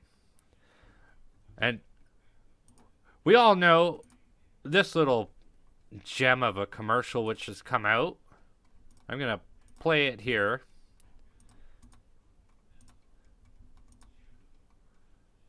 And we'll let it rip. 我们都是一家人。你们绕过半个地球来着。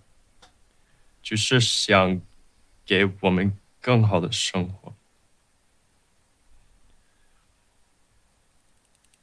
可是我是，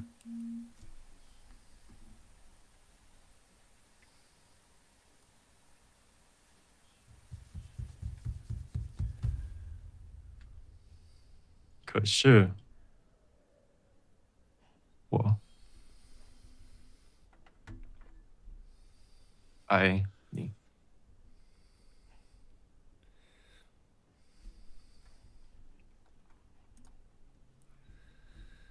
爱爱，我爱你。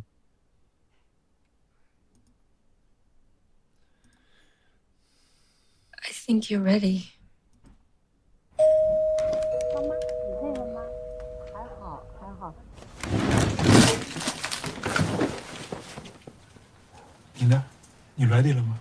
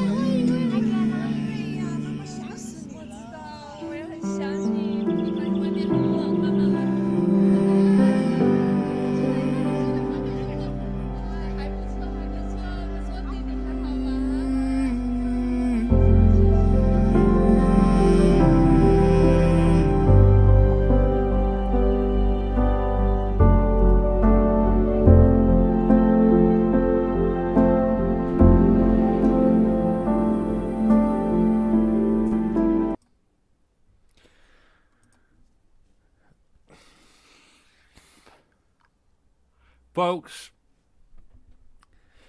that's one of the big problems that I have here. That we have major corporations that, quite frankly, don't give a crap about you. And I would also wager that Oreo cookies has been a huge harm to a lot of individuals' health.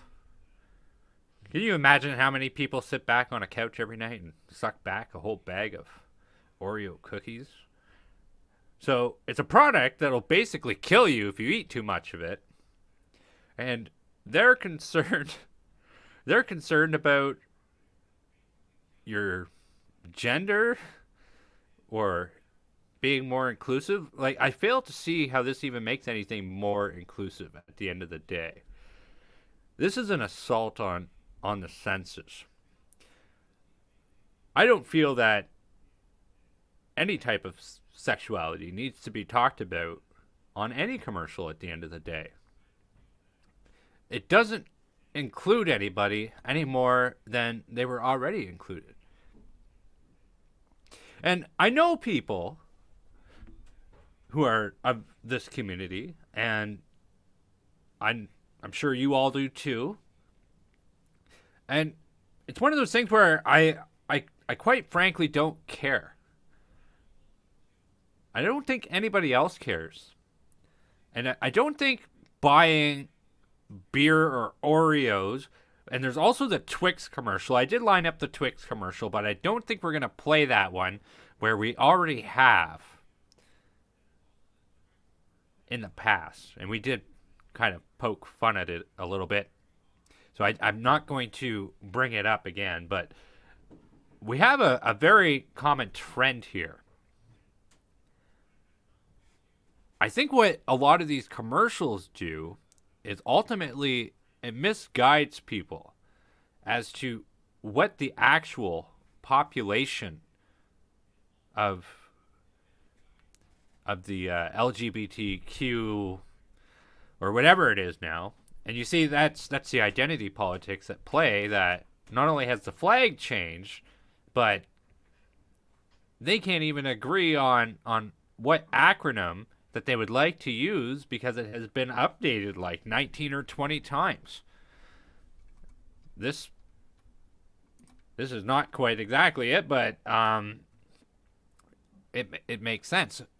And the reason why this topic bothers me so much is they make it so that you're not allowed to question it. And that's all I'm doing here, folks, is I'm asking questions. And that major corporations at the end of the day do not have mine, your, or the LGBTQ community's best interest at heart. They don't care about you. I have to re-emphasize that. I know I've said that already, but they don't care about you or anybody. They just want to make money. And they think this sells. But I would wager that maybe it doesn't. There has been a great exodus from Disney since they put their foot into Ron DeSantis's Don't Say Straight bill. From people and their Disney Plus subscription. And we pay a lot of money for these subscriptions. This is something that was supposed to make life cheaper, offer a cheaper alternative to cable. But they never have. Now it's everything's so divided up at this point that if you were to buy every streaming service like they'd want you to, that would come up to tons and tons of money. And so not only has this leaked out onto commercials, but it has definitely leaked out into the education system. And I know with Ontario, where I live, the province in Canada, we definitely had problems with the last government seeking to teach young children about a lot of these things. Which I take great issue with, because what does that serve? And that I mean, I have 2 young children myself, and these are things that never come up in conversation. Ever. But you have the media, you have Disney, you have ESGs, which we're going to talk about momentarily.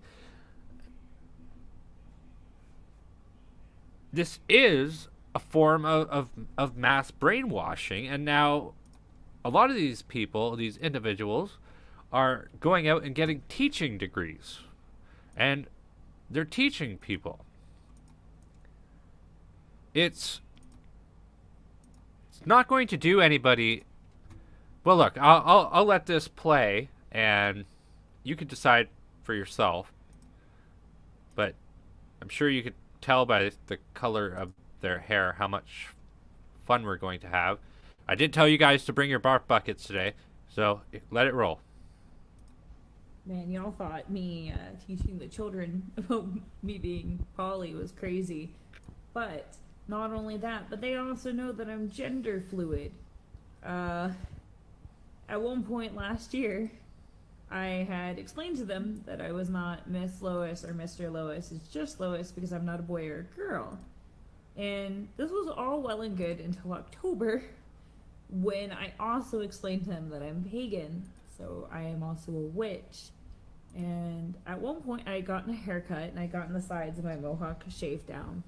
And I come into work, and one of the children goes, "Lois, are you a boy? You have short hair." And his sister goes, "No, Lois is a girl." And a third child, who's my favorite, suddenly yells, "No, guys, we've been over this. Lois isn't a boy or a girl. Lois is a witch. Duh." Man, y'all thought me teaching the children about me being poly was crazy. But not only that, but they also know that I'm gender fluid. At one point last year, I had explained to them. Sorry about that, folks. I did let that play one too many times. And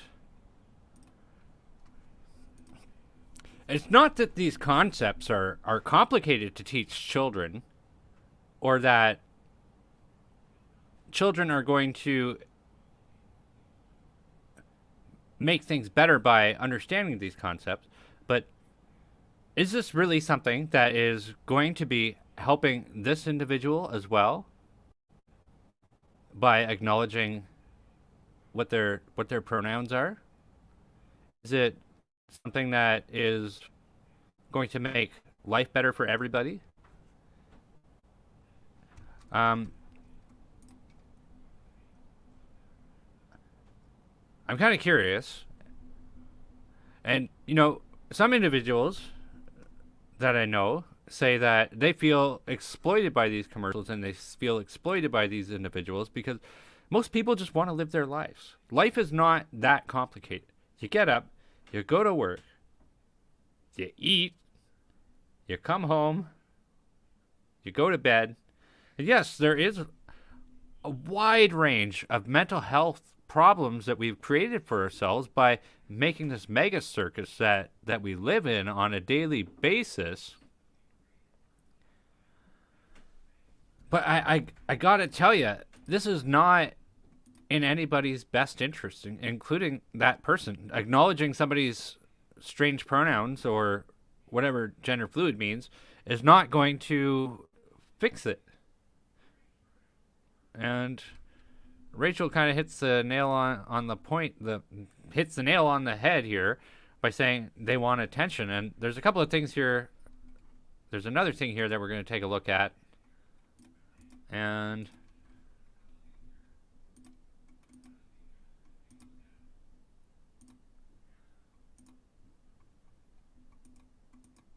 ready when they've been exposed to information, they're ready to learn about it, whether you think they are or not. And the research says that there is no age too young to talk about pretty much anything. If they know about it, they're ready to learn about it, right? So there is no, what we think is always age appropriate. It is if they don't know about it. If they haven't been exposed to it, then yeah, you can give them time to develop. But once they're exposed to it, and social media is going to do it, right? I know some kindergartners in the school with cell phones. Mine had a cell phone. And so they get access to information. Okay. I don't know what type of crazy nut bar you are that you're going to give a kindergartner a cell phone.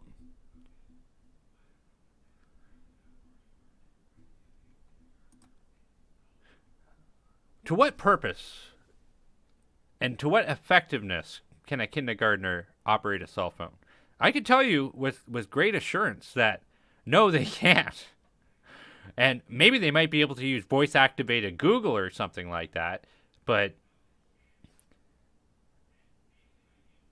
I'll just let him take out enough rope and hang himself here. So just they can learn quickly. The world is teaching them faster than probably you are, and so the extent to which we can have conversations with parents around how do we want to approach talking about LGBTQ plus, because there's students as early as kindergarten who are identifying as non-gender conforming. Is that because their parents are telling them what that is? Or somebody in their life is telling them what that is? And we're not allowed to let kindergartners drive cars or purchase alcohol or cigarettes. What in the hell is this just really grinds my gears that this is all stuff that's taught to the child and they're not even of age to make these decisions themselves. So let's clip go. Non-binary, that are transgender. And so because they're in our school, they're in our classrooms, then that becomes a responsibility on the adults to say, okay, I have a student who identifies this way. And so it's my responsibility to make sure the classroom is inviting to them, just like it is to someone who might be Asian, Laotian, Korean, African, whatever the identity is. So that's exactly what it is. It's this guy is there. What is their obsession with children? If anybody else had this type of obsession with children, they would be thrown in jail. It is disturbing as hell. And whatever your table time politics are, it is no concern of mine. And what you do at the end of the day is not going to affect me and my life. But I think Andy has a good point here. My question is, does it really matter? Honestly, it's of no importance whatsoever to me. My only problem is when mentally disturbed people are trying to force any ideology on our children. Yes, and it does matter, because that's the point. Is that you buy your beer and it has rainbow flags on it. You buy Oreo cookies and you have rainbow Oreo cookies. You buy M&Ms. There's transgender M&Ms. The list goes on and on and on through ESGs. This is so in your face. It's absolutely crazy what it is. How in your face it is. And that the thing is, it doesn't really matter, in the sense that I think everybody's life would probably be a lot better off if we didn't even have to worry about it. I mean, why is it that your gender is all that you're about? Why is it that your sexuality is all that you're about? These are only tiny components of what humanity is and what being human is all about. There is so many more things that being human is all about. And when you take up this crusade on these single issues, which I would say far too much attention is granted to it, it's a bit of a problem. And that is concerning. And that is because of how in your face it is. It's also in your children's face. You walk downtown, and just about any city, you're going to come across a rainbow crosswalk. I know in my particular city, there's 2 of them. So that's instances where it's in your face. There is Transgender Awareness Week, where most municipalities and cities will raise the flag for that. Come June, they'll raise the flag again for that. Come Pride Week in your city, they'll raise it again for that. So this is something that is very heavily in people's faces, and that includes your children.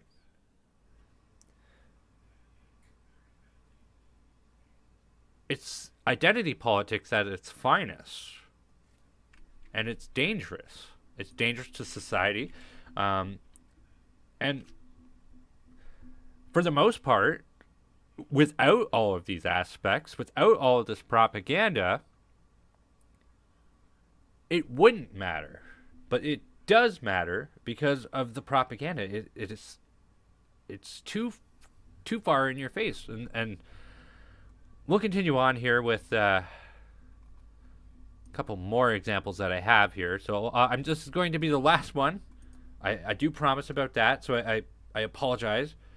But these are definitely worth talking about and exposing.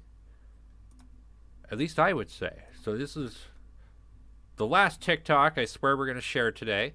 The very last one. So just bear with me. It is shorter. So because I've been getting this question a lot lately, I am going to use this space to answer it. And that is, as a preschool teacher, a drag king, and as a member of the LGBTQ community, how do I feel about the new legislations for like the Don't Say Gay bill or the reporting of transgender kids? And while I don't see things like that too much in preschool, my opinion on it is that I don't care what the government tells me to do.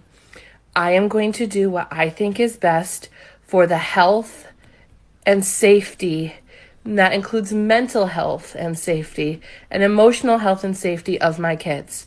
I will never let any child come through my classroom feeling unloved or ashamed for who they are. So because I've been getting this question a lot lately, I am going to use this space to answer. This rogue agent. You see, we've all worked in workplaces, and we all know that there's certain rules that you have to follow when you're on the job. But this person doesn't feel that they have to. And I think it's very dangerous when teachers are going to take these things and put them out there and say, well, okay, you've made these rules, but I'm simply not going to follow them, and I quite frankly don't understand them, and I don't think it's for the best of inclusivity, whatever they're saying. But here's the thing. They're not this person's children. At the end of the day, they don't get to decide. And I'll tell you, in my academic career, this was never something that was talked about, whether it be straight or whatever. Teachers didn't talk about their personal lives. Why is it that they have to? And not only is it a direct attack on you, but it is also a direct attack on your children. Ooh, I hit the wrong article. Give me a moment here. And see, so this is a prime example of what I'm talking about. And out of a community I used to live in, somebody was quite upset about this particular thing, and they ultimately called the library to talk about it further. And they asked the library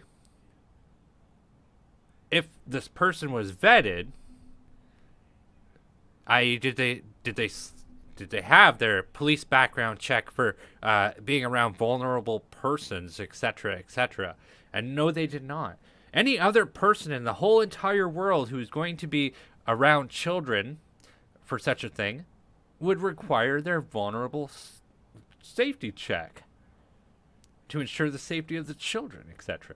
So not only is this pushing strange ideology on children, they're not even vetting these individuals because they don't want you to ask questions. And we've said it before on this show, because we're big proponents of the truth and individual liberty, that if you feel that your gender doesn't align with whatever, that's totally fine. I mean, that's up to you. I support your individual liberty to do whatever you want. But I don't support this being shoved in everybody's face on a regular basis. All right. We're almost done. And so I mentioned this already a little bit, but Canada, we also don't even have a Pride Month. We have a Pride season, which this is coming up in June. So we're going to see it all the time. It's going to be on every product you buy at the store. It's going to be on every flagpole that you see.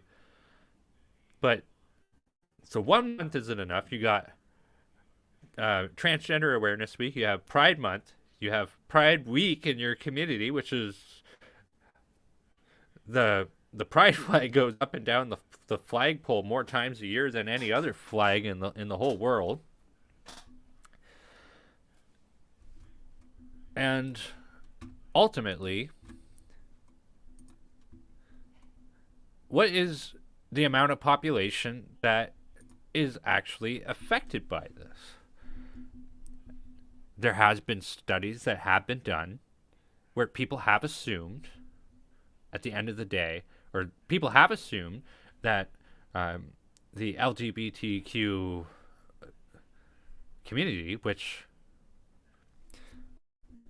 is a much higher percentage of the population than it actually is. And how could you not assume that? If you're not looking into this, and you have Pride Month, Pride Week, Transgender Week, plus any other festival that they have, of course you would assume that the population is very high. But I ran the numbers and I checked it out. So forgive me here, but I'm going to be using US statistics here. And this is what the Williams Institute, UCLA, has come up with. And so I don't know how accurate it is, but kind of doesn't matter because the numbers still prove my point here. That it says LGBT total in the United States is 11,343,000. So when you do the math based off of the population of the United States, it comes up like way around or under 6%. That isn't anything that 3.43%, excuse me. So it is a very, very tiny aspect of population, and you have to ask yourself,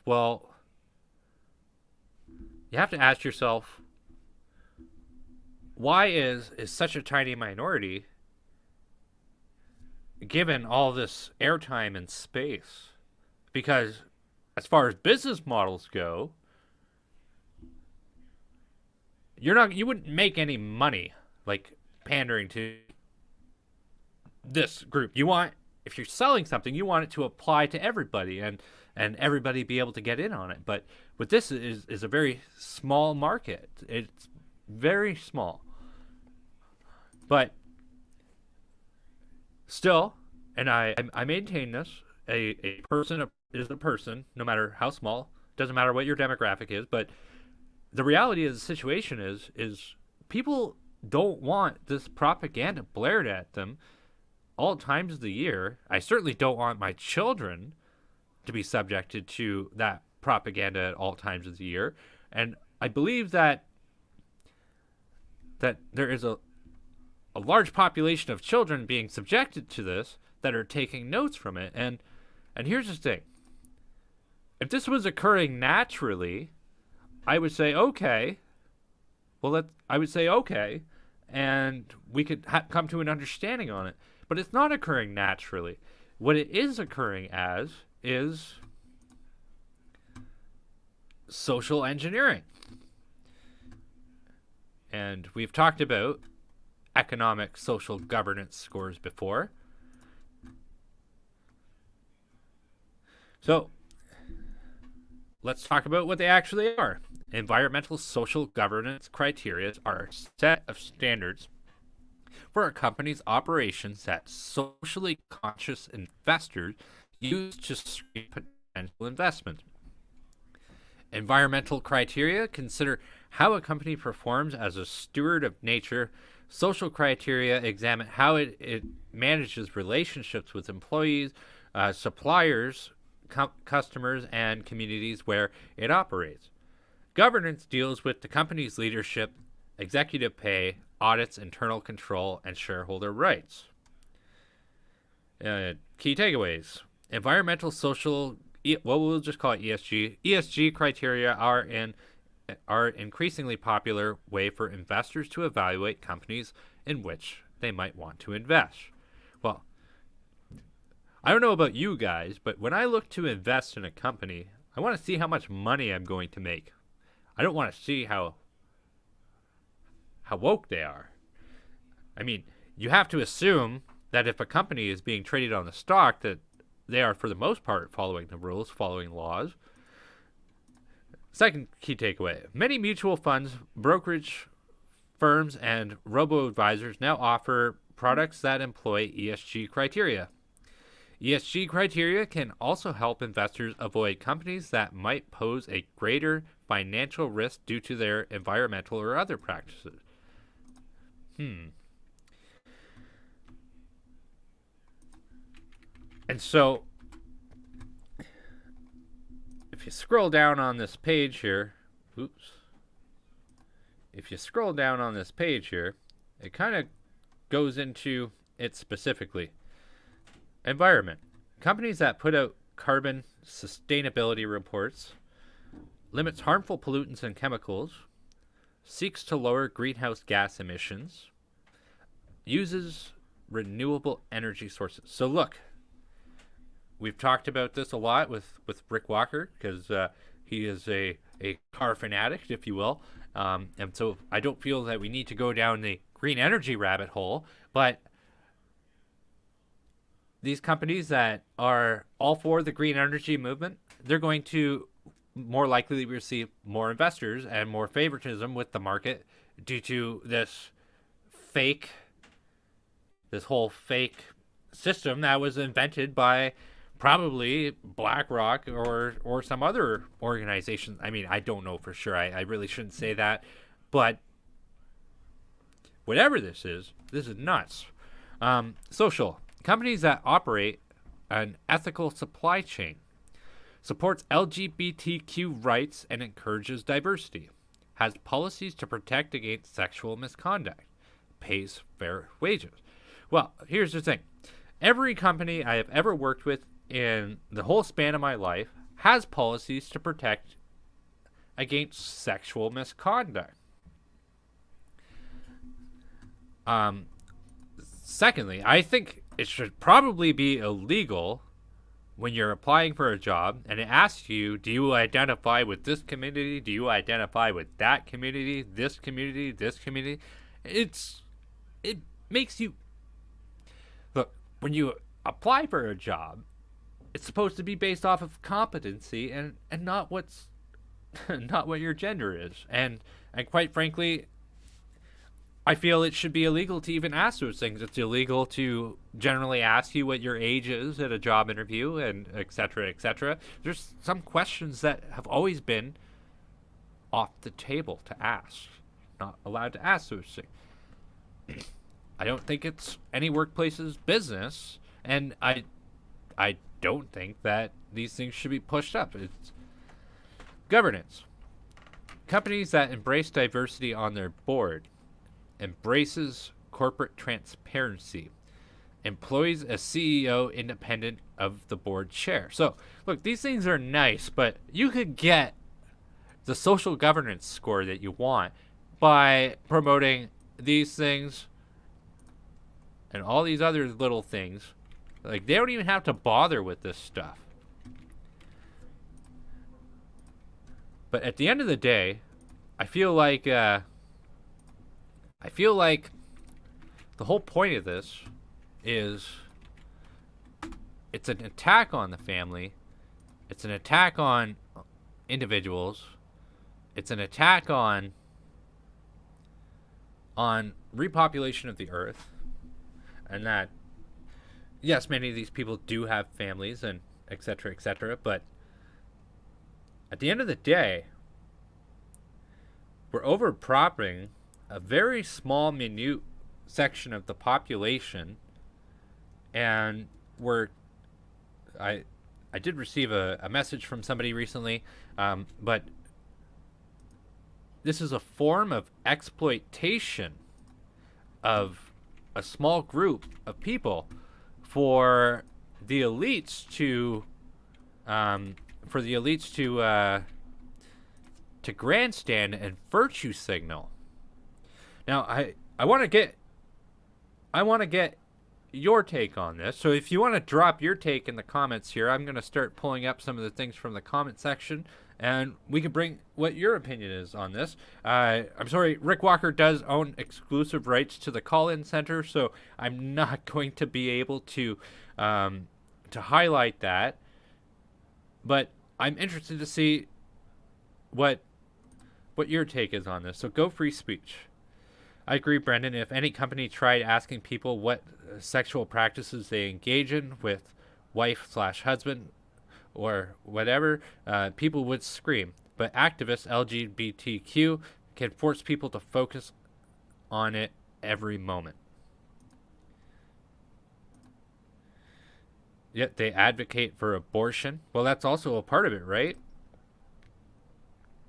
Now, my stance on abortion is maybe like a little bit different than everybody's here, but I kind of believe that at the end of the day, it's kind of none of my business. But I know a lot of people have very strong stances on it, but I know with Planned Parenthood and how things have operated, where there's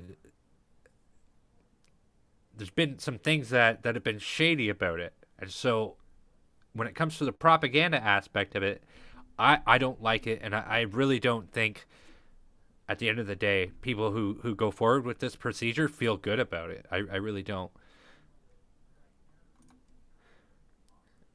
Cambridge, I don't.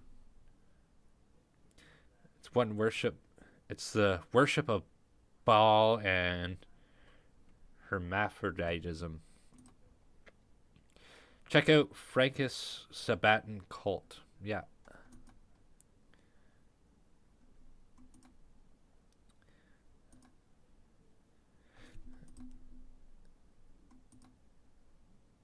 Rachel T. Rocca, the name of the game is Deep Hop. Only a woman will ever give birth to God's children. You make a good point here, All-Seeing Heart. I appreciate you saying that. I did have this conversation recently with somebody, and it's a big insult to women when we say pregnant woman, and then we change it to birthing person, because that's just nuts. We went through a lot of feminism through the 2010s, and this is the result of it, is that we just push women out of everything. It's kind of gross. Why, thank you. I did try to get it up, the Trump speech up, but I'm having serious issues with playing it. Corporate transparency. Yes, very much laughing my ass off to that as well.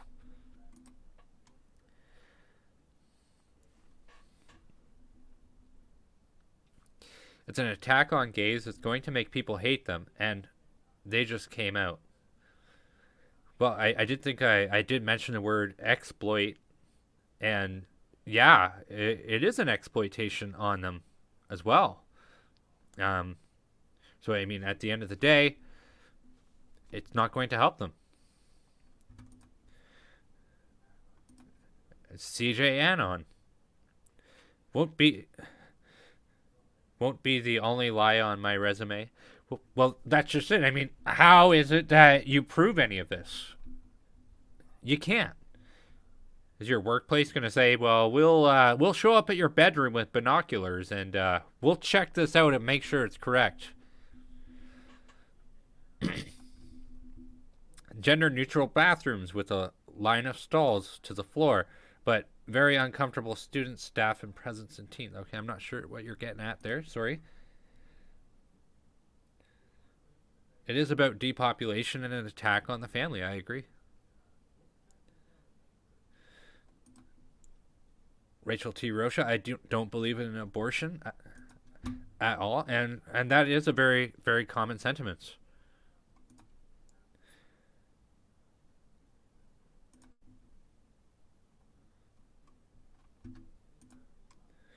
I don't believe in it either, but I also think the government should not be involved at all. I'm going to assume that Mr. Prasi was getting at, and yes, that's my biggest thing, right? Is that at the end of the day, when you get all these even NGO organizations that are trying to pull for political power, when these things happen, it's a big insult on that population.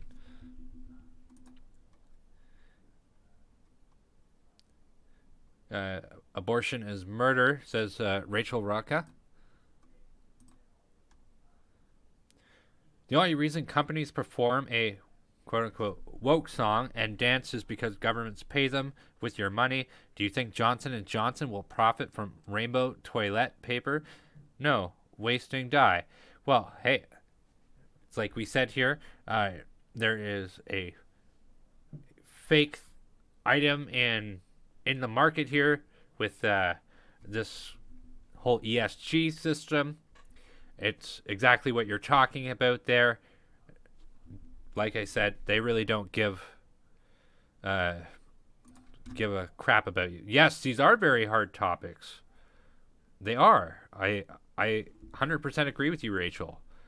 My position, which I stated about that earlier, is very hard for me to talk about because I don't know how it's going to be received at the end of the day. But I personally, it's not for me.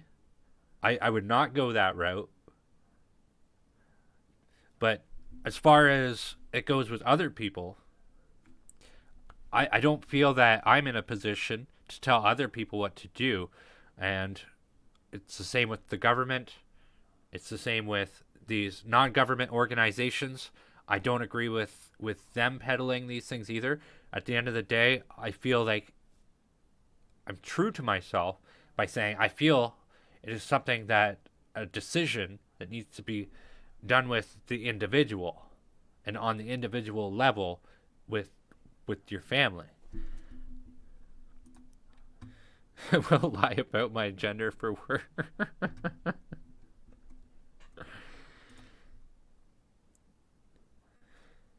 Feels like using guilt to make people virtue signal so they aren't locked down, aren't looked down upon, and can live peacefully in society. It doesn't make it right.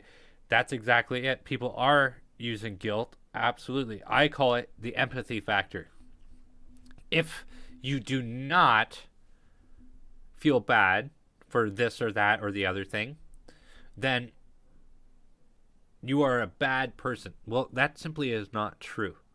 And we all know that when ideas can't be talked about in a free speech manner, and I did try very hard today to have an honest discussion with myself, with all of you, about my thoughts on this. That is what, look, the truth can withhold questions, but lies cannot. So that's why we're talking about it. And when it comes to the empathy factor, they will try and shut you down. They'll say, you can't say that. You're going to hurt somebody. But at the end of the day, it's your personal responsibility. Life is a very complicated... Life is a semi-complicated thing, but it doesn't have to be.